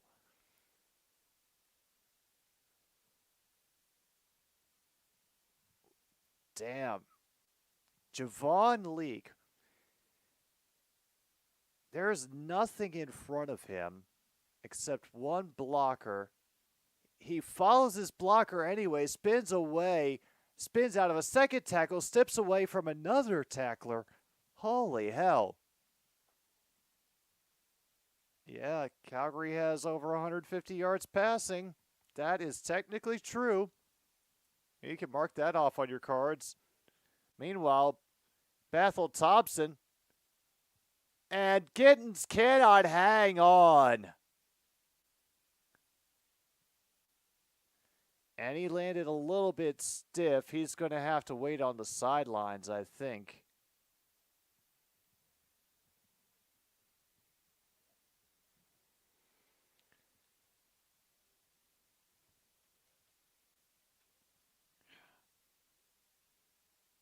Jake Mayer, 11 for 18, 154 yards, and 1 interception. So, yeah, they got over 150.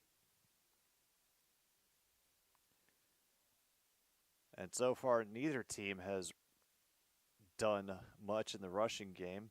I mean, Javon Leak is 9 for 49, but he has been doing a lot of just missed tackles and hard-earned yards. Gittens getting a word with the trainers on the sidelines.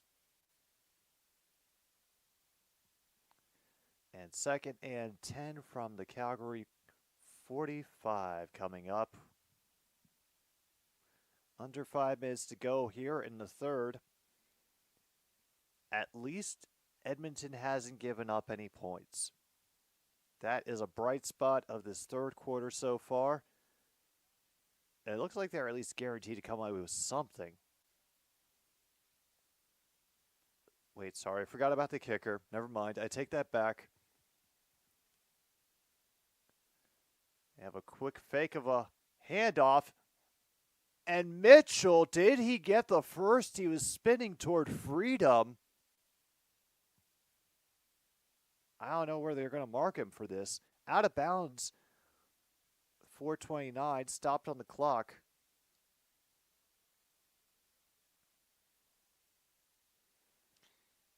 He is able to push away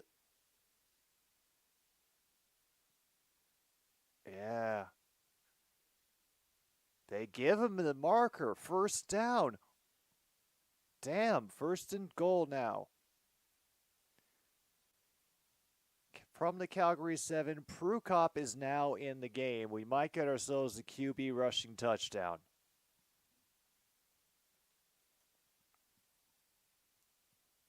It's working from the gun. They're going to a pitch. Brown is able to get back. No, he'll lose about half a yard. Stamp's not willing to let anything go here at this point. So McLeod is now back out. Once again, big thank you to the Home Depot for sponsoring us through all the NHL and CFL games we've been doing this year. Home Depot, North America's leading hardware and home improvement retailer. Thank you again, fellas.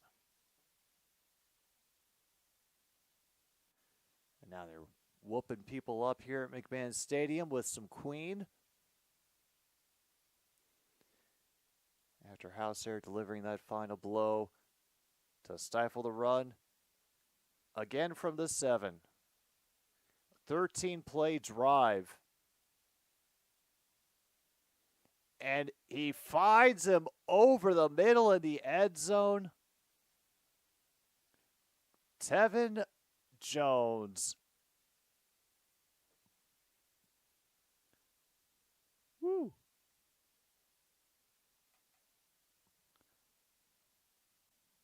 Edmonton is now up 13 points on the Stampeders.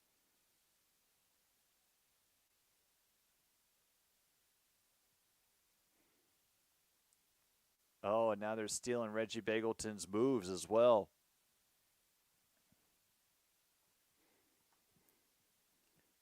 The announcers are entertained by the smack talk via catch celebrations. Yeah, John Chisholm was able to get his 50,000 more rewards points. Faithful with the extra point. I believe that's good. It is.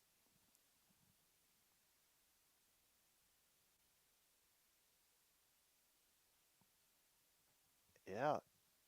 Oh. 20-6. Edmonton, so far, handling themselves well here in the third quarter. And they at least got a very long, sustained drive from their offense to give their defense a break. So, another positive.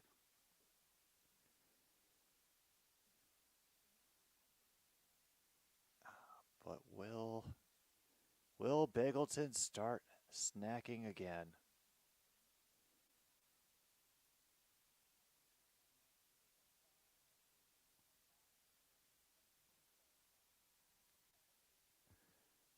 All right, what can we put so far? Well, no deep hurting, because at least the game stayed somewhat interested.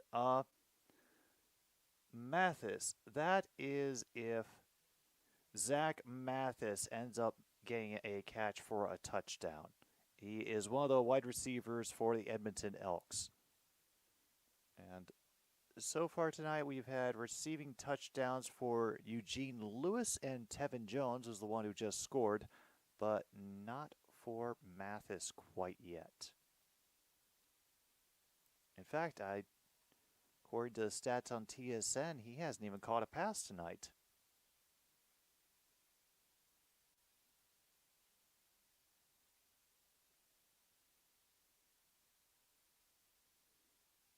I did see him on the sideline. He is in his pads. He's playing.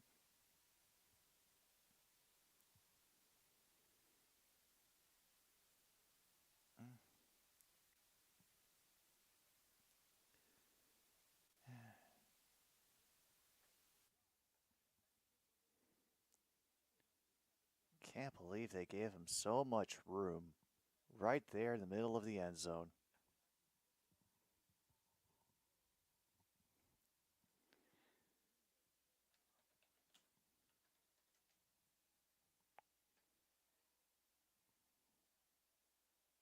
Well, we have a decent return coming from Logan. He'll be grabbed from behind. By number 44, lucky he didn't get himself a horse collar. But I guess because he ended up flipping him forward instead of dragging him back, it doesn't count.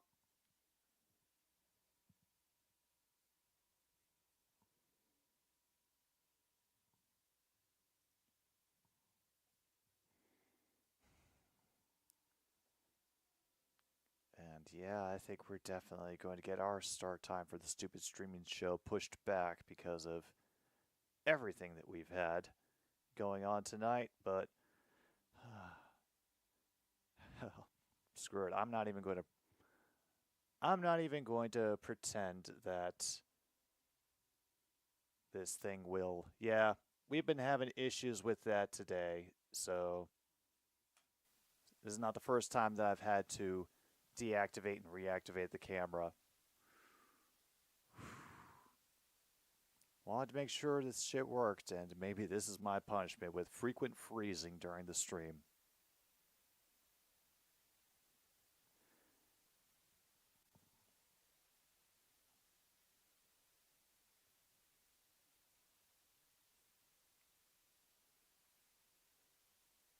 Alright, let's just make sure we check off everything else that we've been able to get so far.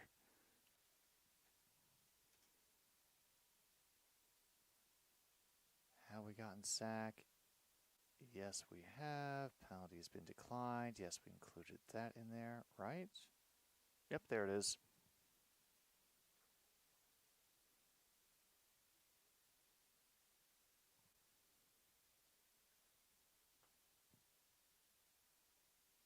Alright, we did get going for it on third down finally. And happened to be from the Elks and Prukop and company.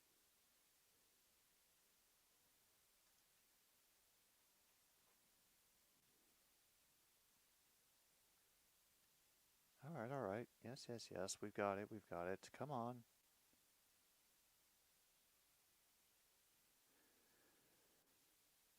All right. From their own 41 right now. We're up to 3:13 to go. And the pass is batted down at the line. They're going to give it to credit to Christmas on the batted pass. But holy hell. Meanwhile, apparently my timer has also disappeared. Everything is just breaking relentlessly here on another stupid sports show today. Holy crap.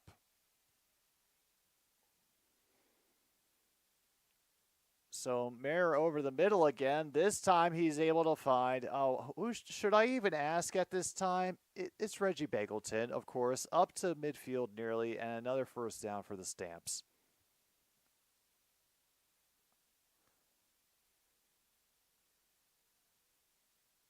I'm going to be so upset if everything just breaks on me by the end of this stream.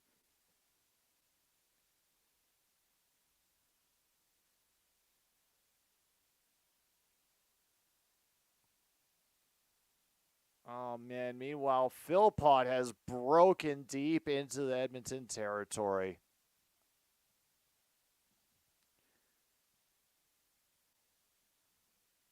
And just like that, things have gotten exciting again, even if my stream is falling apart moment by moment. Let's see.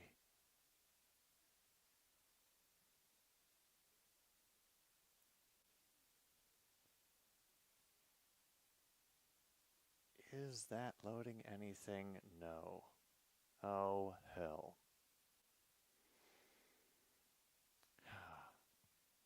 So from the 13, they fake a couple of runs. Mayer gets left alone and will slide. And of course, they want a penalty for a little bump at the end, but nothing doing. Nothing doing. Down to 112. How the hell did just the clock break?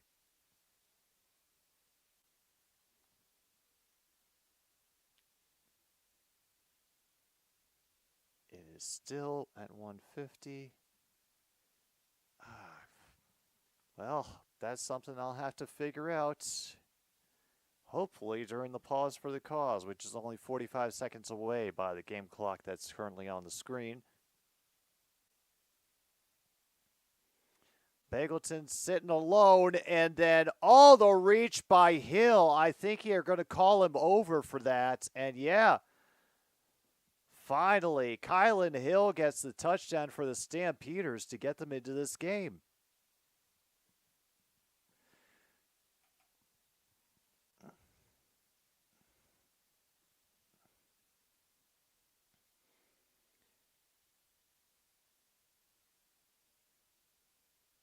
Yep, he got it put cross before the knee touched. What the hell could possibly be going on right now with this thing?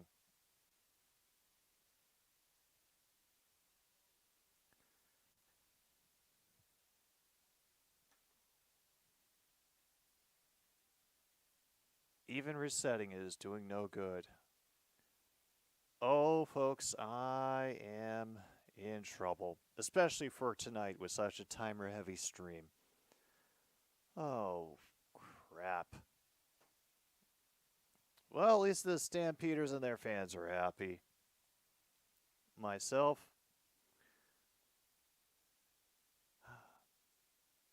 it's precisely what I was not looking for. I apologize for stewing, folks. I just... believe me, if I bring my stupid mouth anywhere near this machine, it might shut off in protest. That's how much I know about how this thing works right now.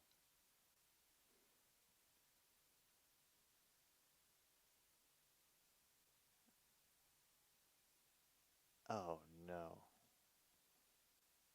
Is that where it is?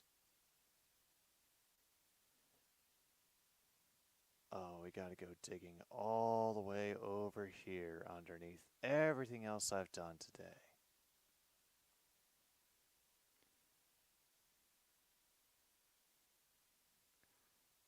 Nope. Nope. I'm going to have to go digging into my own files to figure out what the hell's going on. Alright, so kick return from their own 10. Managed to curve round to the 30. And I think we're going to get a flag for block in the back. I saw somebody go flying. And immediately after that happened...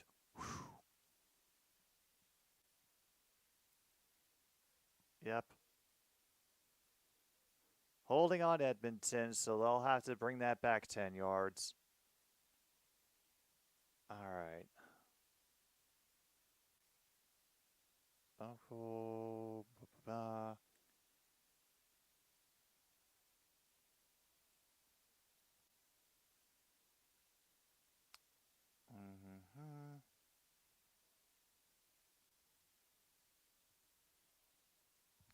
what was that? Nope. Oh hell, we actually have an injured player down for Calgary as well. So they're working on his leg while we go into the nitty-gritty. And yeah, there's just... Oh my goodness, are we going to have to just...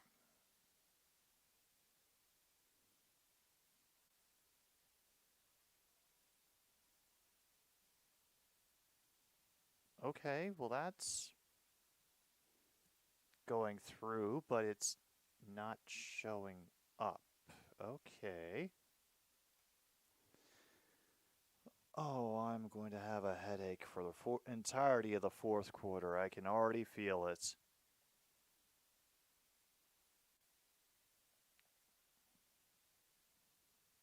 All right, that player, number 77 for Calgary, is on his feet, moving to the sideline under his own power. Hopefully will not have a lasting effect throughout the game.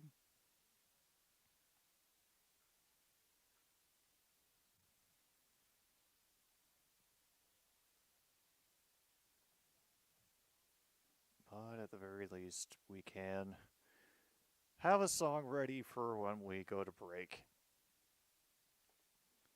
And I can bang my head against the computer for the entirety of that commercial. Oof.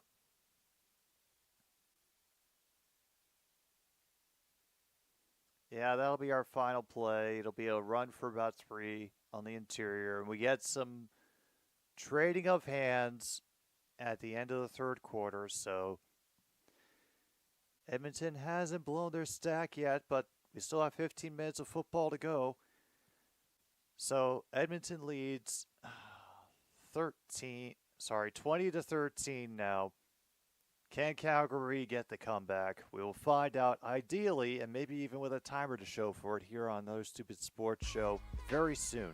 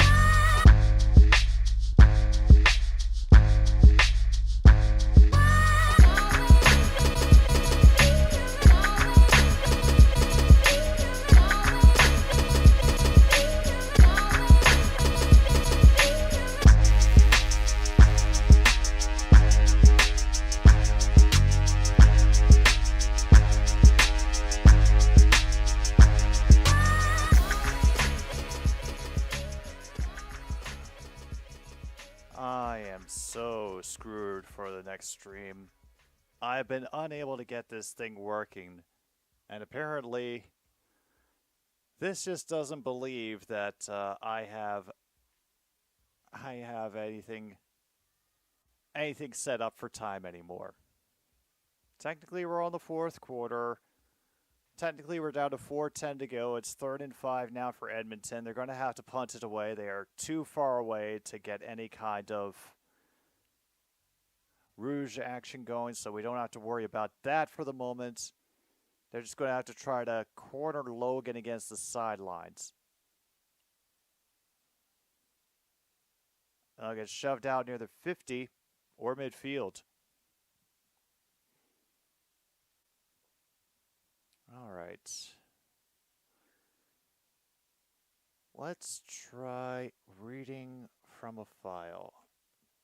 All right. So that clock is just screwed. Cool. Let me match that up and resize everything so that I can. All right, blown to 72 and great.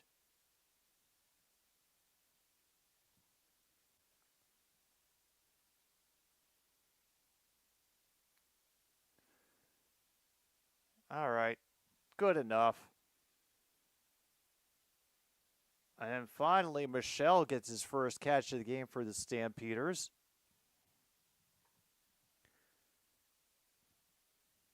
All right. So let's do some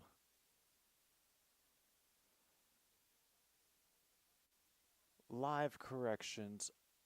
Oh no, I'm going to be so upset if I have to do this for all of my timers tonight.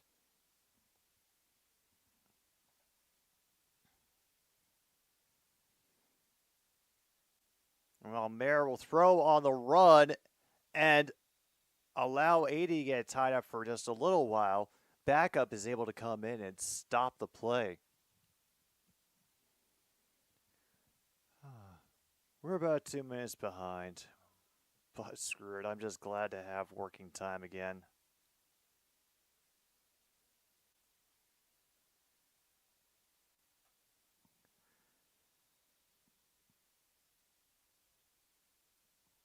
Yeah, we're a little bit ahead, but screw it, we'll catch up. 2nd and 6 now. They're at the Edmonton 36. They try to overload the near side with receivers to go and toss it that way. It's another interception inside the 5. Oh, man.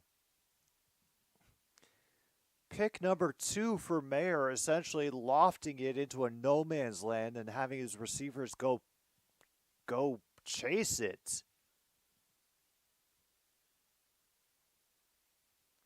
And Purifoy will just have an easy catch, like he's playing a game of 500 in the schoolyard. 2nd turnover of the game. We only need 1 more to get the over. That's actually one of the spaces that I was going to count on for getting a bingo, but okay.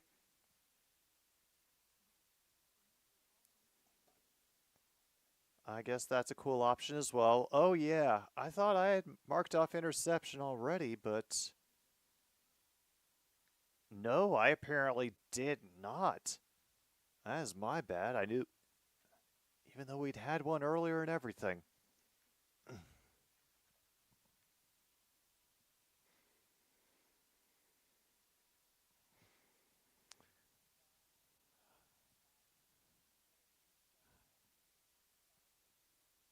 All right, we should be caught up at least a little bit now. Still no 2-point conversion failures or makes. At least not in this game.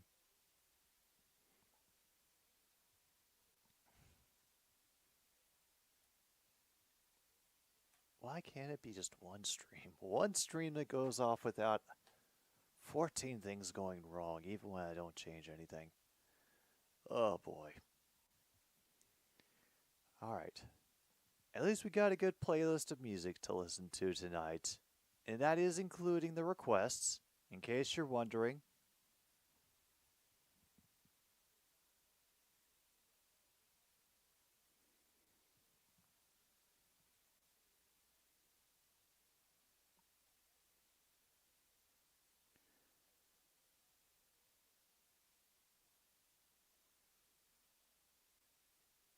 Oh, wow. And nope, they're just going to mark it incomplete or down while while the Stamps think they have a fumble. Will there be another look for this? Because it didn't come out until he hit the ground. That's what I would think it would be called. Myself. I thought that should have just been down. No, they're going to mark it incomplete. 2nd 10 at the Edmonton 3. They don't want to give any pass plays up. They've given up too many, and they do it again anyway, over the middle. And it got fumbled and stolen away again by Jones. Holy hell, it's a foot race up the sidelines. Mitchell trying to block for him, and he will be down at the 1. No foul. Holy hell. A 106-yard play. All right, so it all breaks loose. Catch is given. Strip the ball. It goes right into the hands of Jones. Holy hell. And he got brought down from behind by Williams at the 1. I mean, that feels like, just delaying the inevitable. Prukop's out there right now. I'm assuming they're going for a QB sneak. And they finish with the QB sneak. Touchdown for Prukop. And he gives the authoritative boom afterwards. Way to get in, yeah.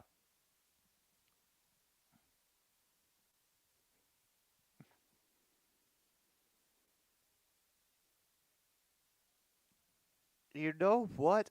There's got to be something we can mark off for how awesome and dumb that penalty was. Oh, wow. A vertical bingo on card 13, eh? Question mark. I'm assuming this is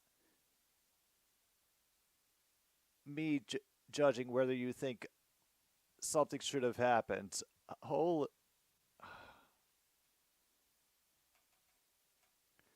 14-point lead for the Elks. Let's call up card number 13.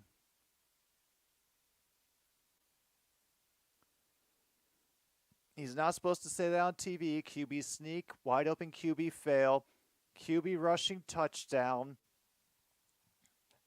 We've had 2 turnovers in the game. Because they didn't lose possession, I don't count that as a turnover. So, I mean, hold on. We've still got plenty of time for the Stamps to pull it together. But all we need is one more turnover and True North has bingo. Either team, doesn't matter. That'll cost me bingo, but hey.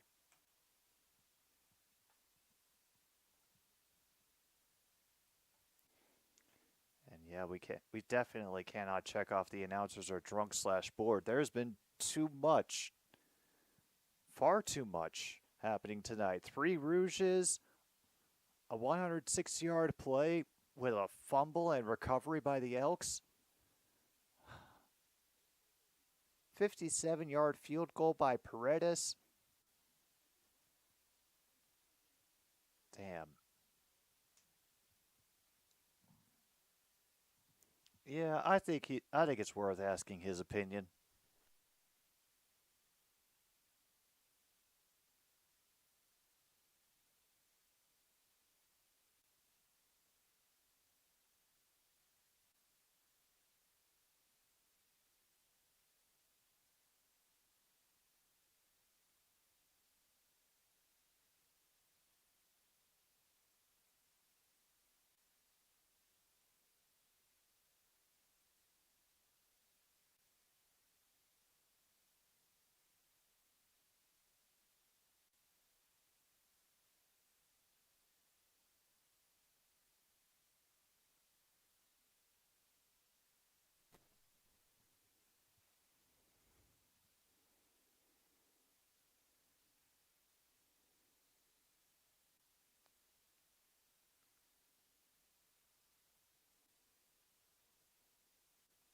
All right, Monty.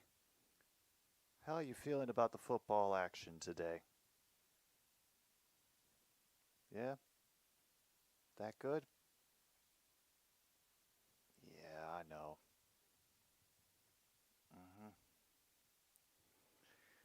Well, there's no overtime threat quite yet, True North, so I don't think we can get Monty's case too badly.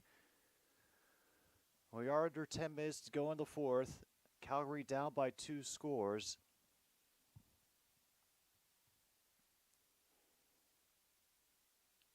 Elks will rush 5. One guy will fall down. They will connect over the middle. Philpott, that's only his second real bit of action today. Gained 7.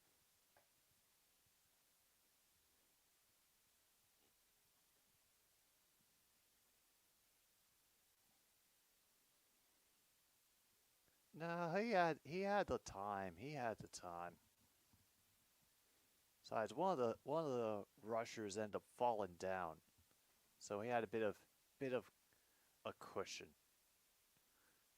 Decent pressure, but try Philpott again. Jackson breaks it up for Edmonton. Do they do anything on 3rd and 3? Probably not. This is a lot of time. We've got 3 minutes in heaven coming up.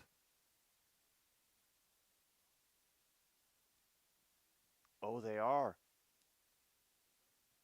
They're going for it.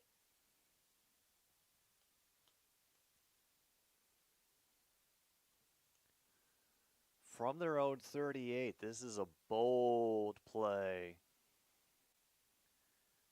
We'll send 2 in motion on the far side. That's the direction they're looking the whole time. And who do they find?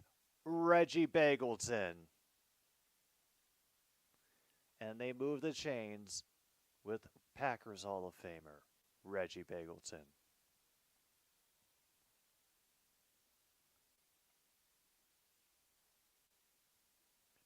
They just gave him so much space underneath. Tryon Hill from the backfield jumps out. The first tackle will be brought down close to the center line, I think. Damn.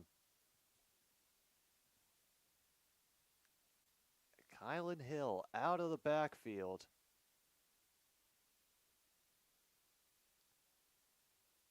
Might have stepped out a little early, but it don't matter. Still got the 1st and 10 at the Edmonton 51. And then a great tackle on Michelle by number 29, Moncrief. Loss of 1. Oh, even worse, loss of 2. And you rarely ever see that happen.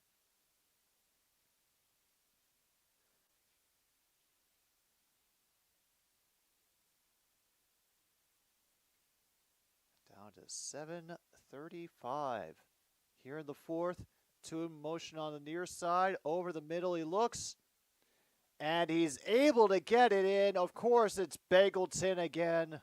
Yanking away those imaginary fish, just depleting the local population with the amount of catching that he's had today. Not sharing with anyone else. I'm sure he would be getting shamed by his fishing guide.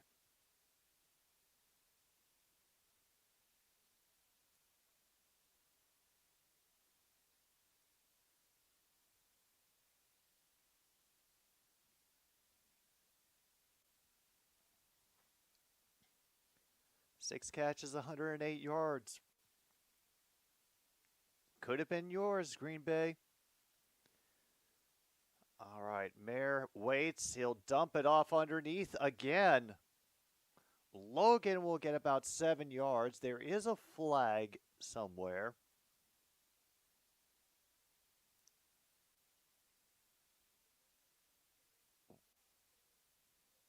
And they get called for no end. Damn, Calgary. That is another procedure penalty that ruins things. However, Logan, there's still a chance of you getting Mathis or Michelle. Forgive me, Michelle. Michelle's already gotten in on the action, and Mayer seems to have figured out how his arm works.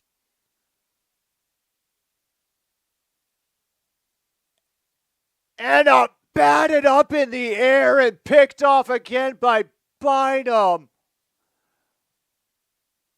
That is our 3rd interception, 3rd turnover, and True North, congratulations on your bingo. Hell yeah. Oh my goodness. Bounces up out of the collision between Hyman and the 2 defenders. And Bynum just comes down with it. And I half think that Hyman ripped off his helmet just to get the play dead. Oh man, if you have over 2.5 turnovers in the game, mark that off on your cards. And they have all been on the arm of Calgary quarterback Jake Mayer.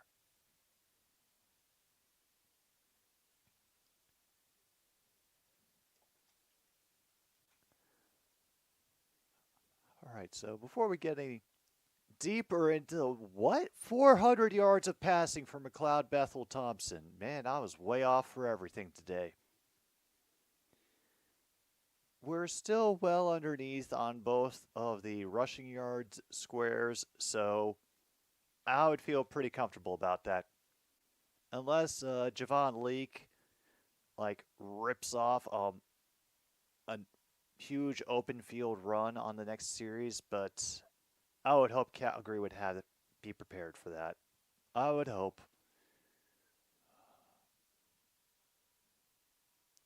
Is there anything else we can put down? No turnover on downs. No 10-yard QB run either.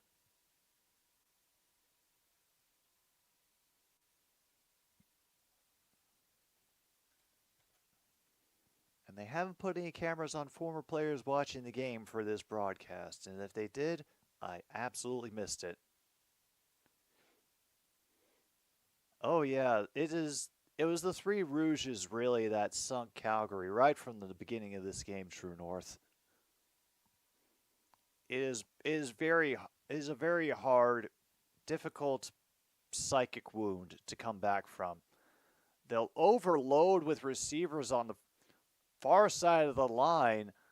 I'm not sure if Mayalo ended up reaching the sticks. I think did they give it to him?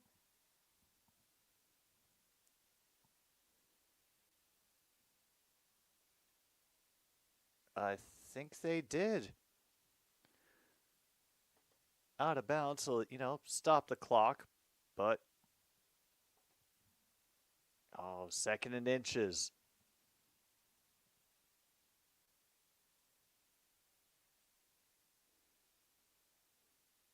Prukop will come out again for, I'm assuming, some kind of sneak. Also, Edmonton could still make the playoffs.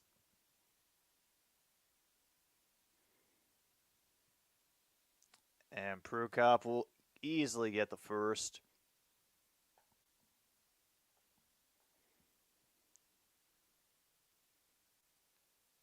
Holy crap, you're right. I think that is 500 yards of offense so far today.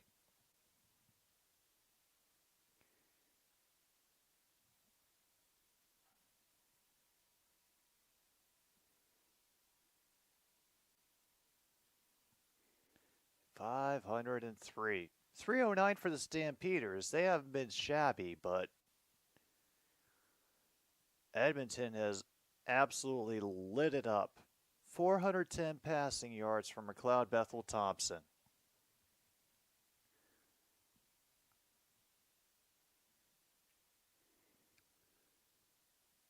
And a good bat down of the pass by number 95. He probably could have walked into the end zone. Houser frustrated that he couldn't haul it in.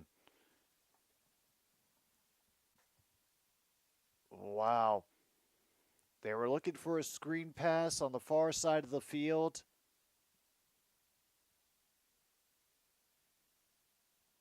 Leapt at the right time and everything.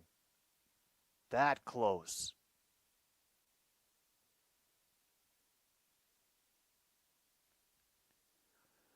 They'll try it again from their own 39. 2nd and 10. We have a dual back set.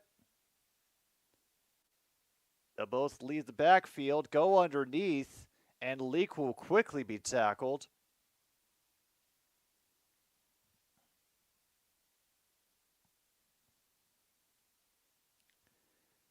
All right, another stop made, but will they be able to hold on?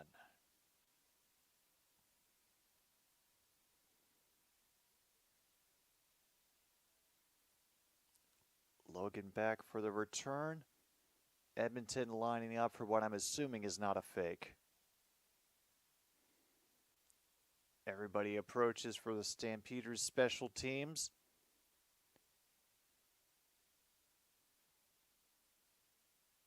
They crash into the line. A bullet is released.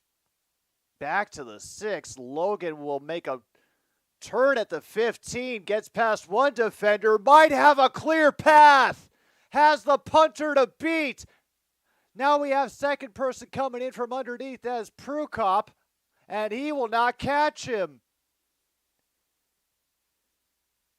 No flags. Special teams touchdown for Calgary. Holy hell, Logan on the return. Run the damn horse up the sideline. Calgary has cut the lead in half. Pert near.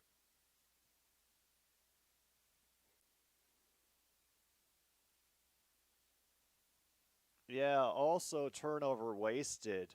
Holy hell.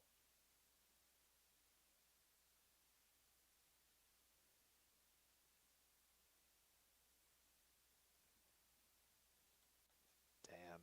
Prukop really tried.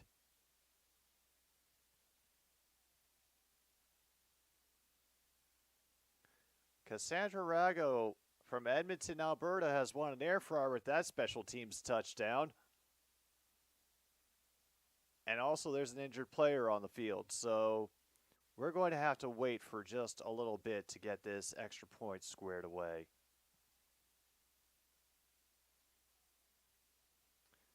That's some grown man shit. Yeah, that is absolutely some grown man shit.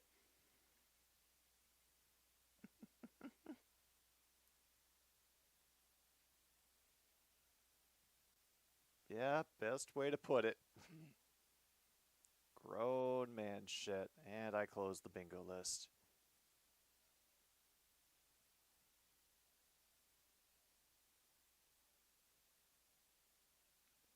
Wow, they're just letting all the obscenities fly here on CBS Sports for Labor Day. Maybe there is a brighter hope for the future.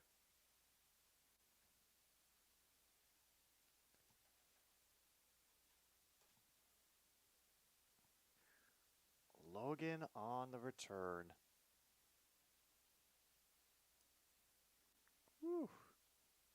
I already lost turnover wasted. Nope, there it is. We'll get that going. We are not going to make an 8 o'clock start time. Oh, we're running late forever. Whatever. Meanwhile, Kip's got 3 options for bingo.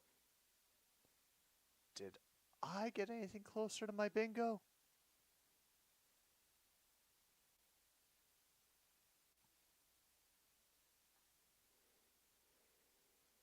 All right, got special teams touchdown. That's nice.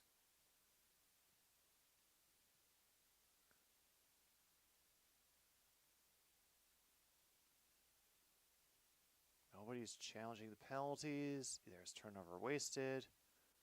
No turnover on downs. Yeah, I know. 3 minutes in heaven. It will soon be here. We're down to 3:19.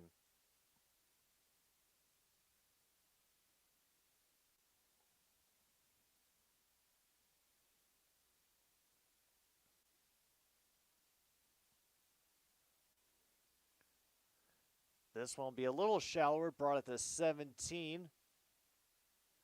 And not much in return, out to the 33. And things are getting chippy on the field. St. Cyr acting like he just won the Super Bowl with that play. Meanwhile, McLeod reminding everybody to just raise the roof.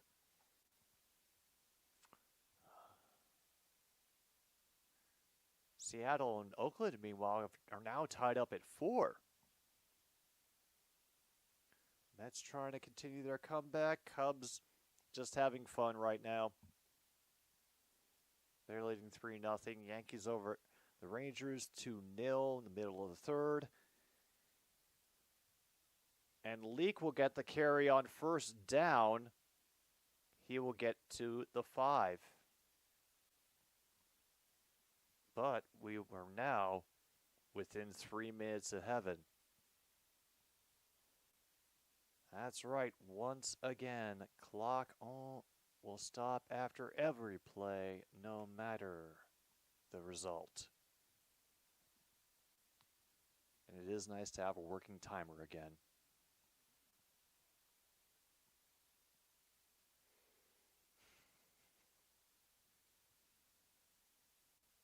All right, do I have any options for bingo? Okay. Well, that can't happen, so forget this. Okay, I need the refs to screw up and a strip sack, or I need 3 turnovers on downs and the announcers to get drunk and bored. Neither of those are happening. Or I need a strip sack and deep hurting. So I think I am out of the running.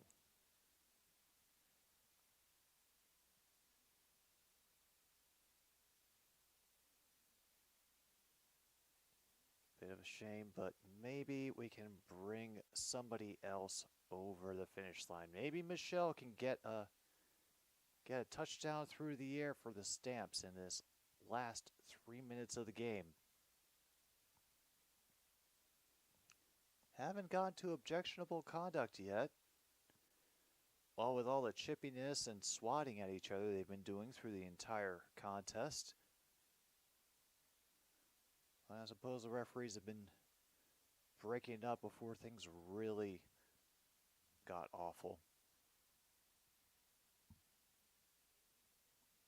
And unfortunately, it looks like we're going to be dealing with the CBS Sports Network again this Friday. Sorry, we don't get to go back to the CFL Plus. I know, I can hear your hearts breaking from here. All right, from their own 37, clock is running at the moment. Extra pressure coming along. He will loft it again, and he got Jones. He is running unimpeded.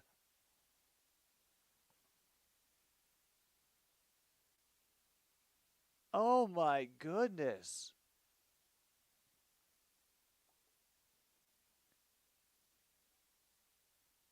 And that is the second touchdown for Tevin Jones this game.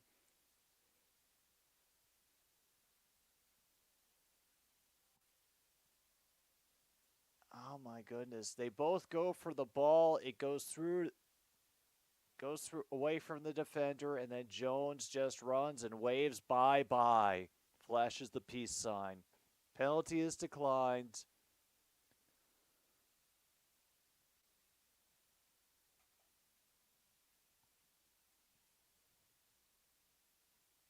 He has 208 yards on the day, 2 touchdowns. That's Tevin Jones.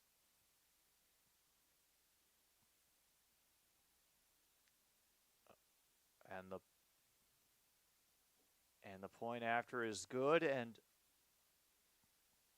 oh no. Oh yeah, they're getting all sorts of cussing from the ground mics tonight.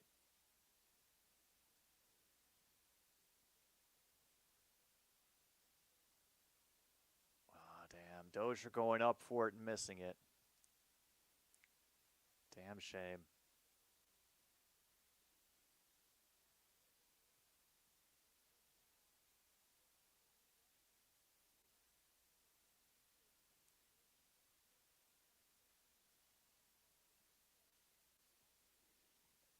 Wow.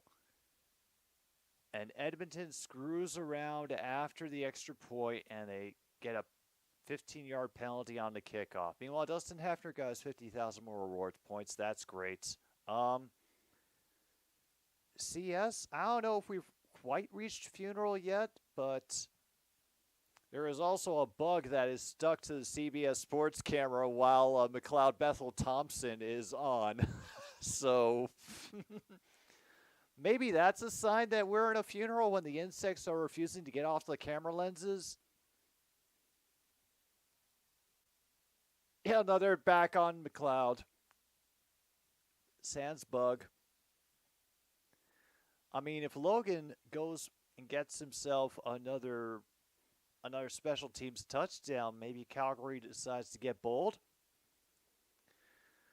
Not as much as McLeod. I'll get the box scores back up here real quick. Mayer is at 291.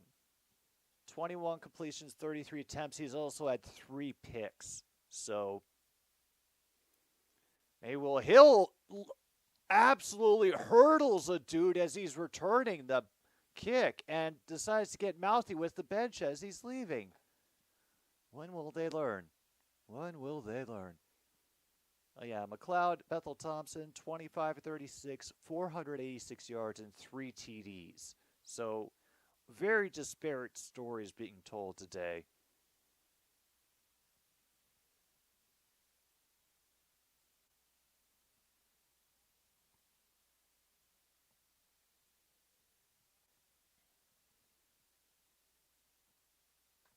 All right, Mayer and company from the 49. He finds a receiver at the sidelines. That's Hyman. He'll gain about 6. So 2nd and 4.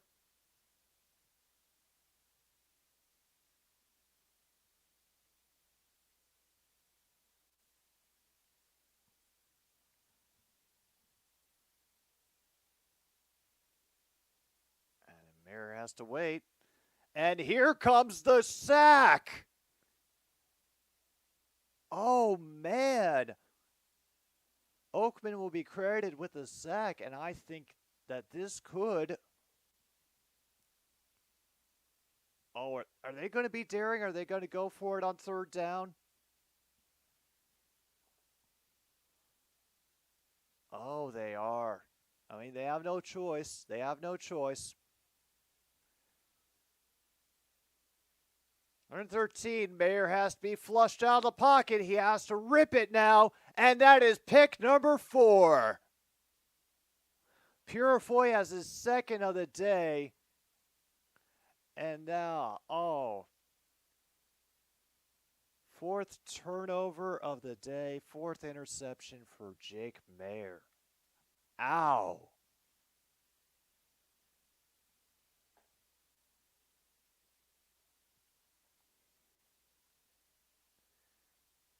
All right, well, let's mark a few other things while we're at it for this bingo. I think we can officially put under 2.5 lead changes because Edmonton grabbed the lead and never really let go. Over 2.5 turnovers in the game. Thank you, Jake Mayer.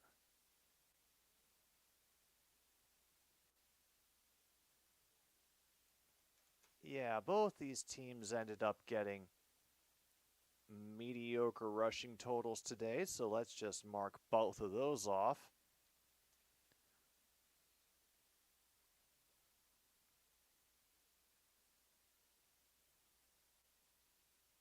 But yeah, we got our home passing yardage as well. Man, Edmonton getting back into the playoff race. Couldn't get any better, really.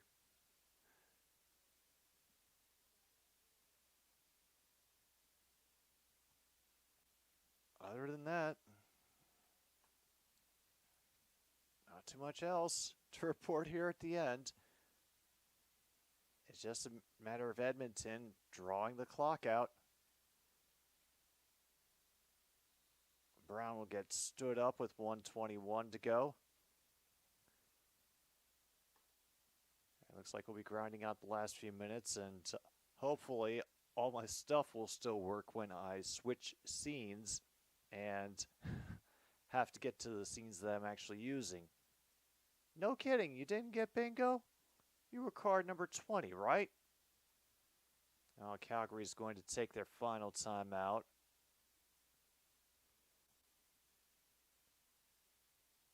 Let's check out card 20.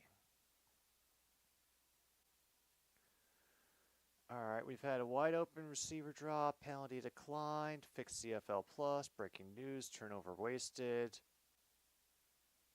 What a throw, free space, what a catch, missed kick attempt, interception, QB sneak, no fumbles, special teams touchdown, zombie crowd. Oh, wow, you got boned real bad on this one. Yeah, Kip got screwed on this card. And you know what we're going to end with? We're going to end with Rouge number 4.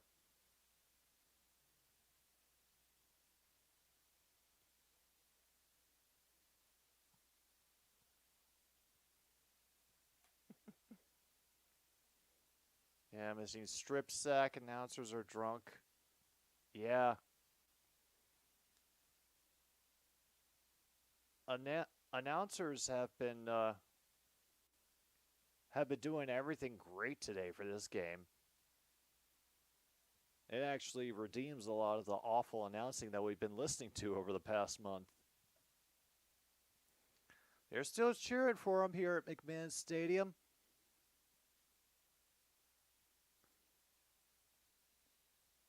An easy catch up to the 15. Philpott on the reception again. All right, down to 107. It's kind of out of reach, but... Oh, no, other QB is in now. Logan Bonner from Utah State.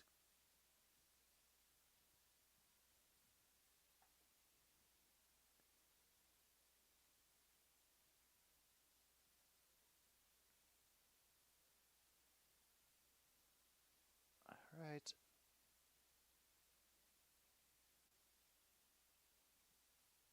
Wow, that is some real Canadian pop country playing over the speaker system right now. Oh, there's also an injured player on the field. They hadn't mentioned that.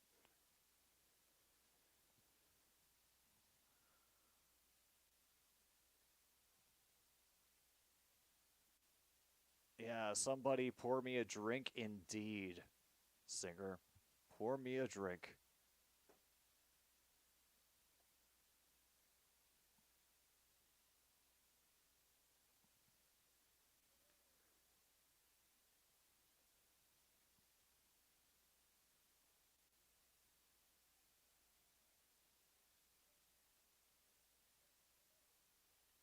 Oh, that was just a great tackle by number 29 for the Elks, preventing Philpott from getting anywhere. Derek Moncrief. Had to say his names a few times today. They'll get right back to it again. Bonner looking for his receiver. He finds Philpott over the center line in Edmonton territory. Down we go, 48 seconds now.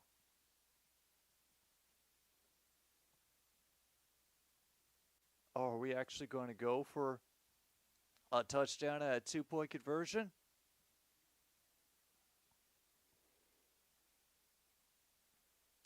Line a little bit lackadaisical, and then Michelle trying a one-handed grab and just not being in a good position to haul it in.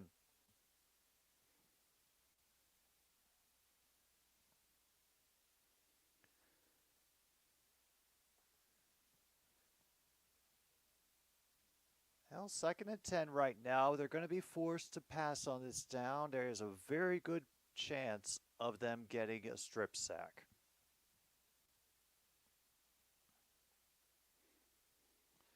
Bit of a low snap. Bonner gets it away rather quickly and nearly got another one picked. Anderson diving on that one. All right. This is our last chance to get a strip sack for Kip.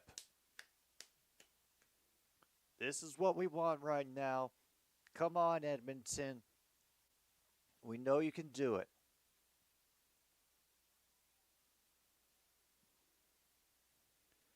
We're down to 33 seconds. Probably the last opportunity for Calgary to make this score less embarrassing for themselves. Bonner on the On the snap, he gets it out over the middle, and we have a turnover on downs, even with Reggie Bagleton as he and Anderson get into each other's faces going off the field. Oh, and we get a flag too. So we get a turnover on downs. Or does this flag go afterwards? Oh no. Oh, Purifoy having to be led away by his teammates.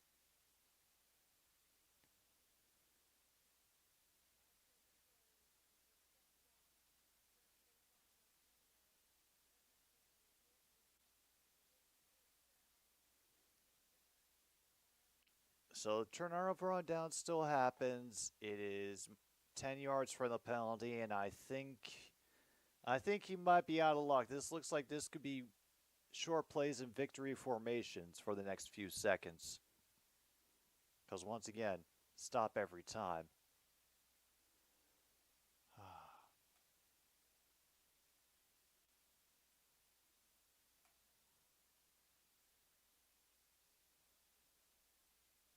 Yeah, this is just going to be waiting for all this time.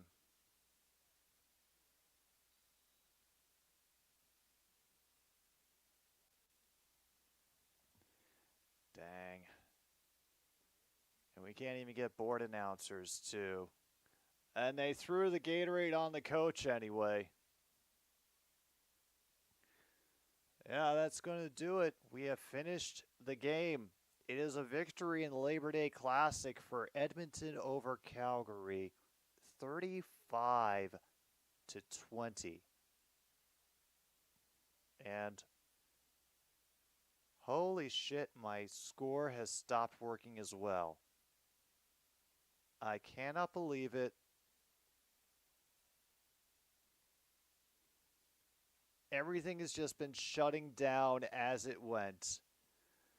This is my stream. We had 4 Rouges. Edmonton wins. They're back in the playoff race. And I have to hope this is all going to be held together by paper clips and snot for another stupid streaming show, which is directly following after this stream finishes. Hopefully with no paper clips and snot. But that's going to do it for us. I'm Jim B here on 106.9. I understand if you got to go away, but we're going to have music up next. Thanks for hanging out for the CFL.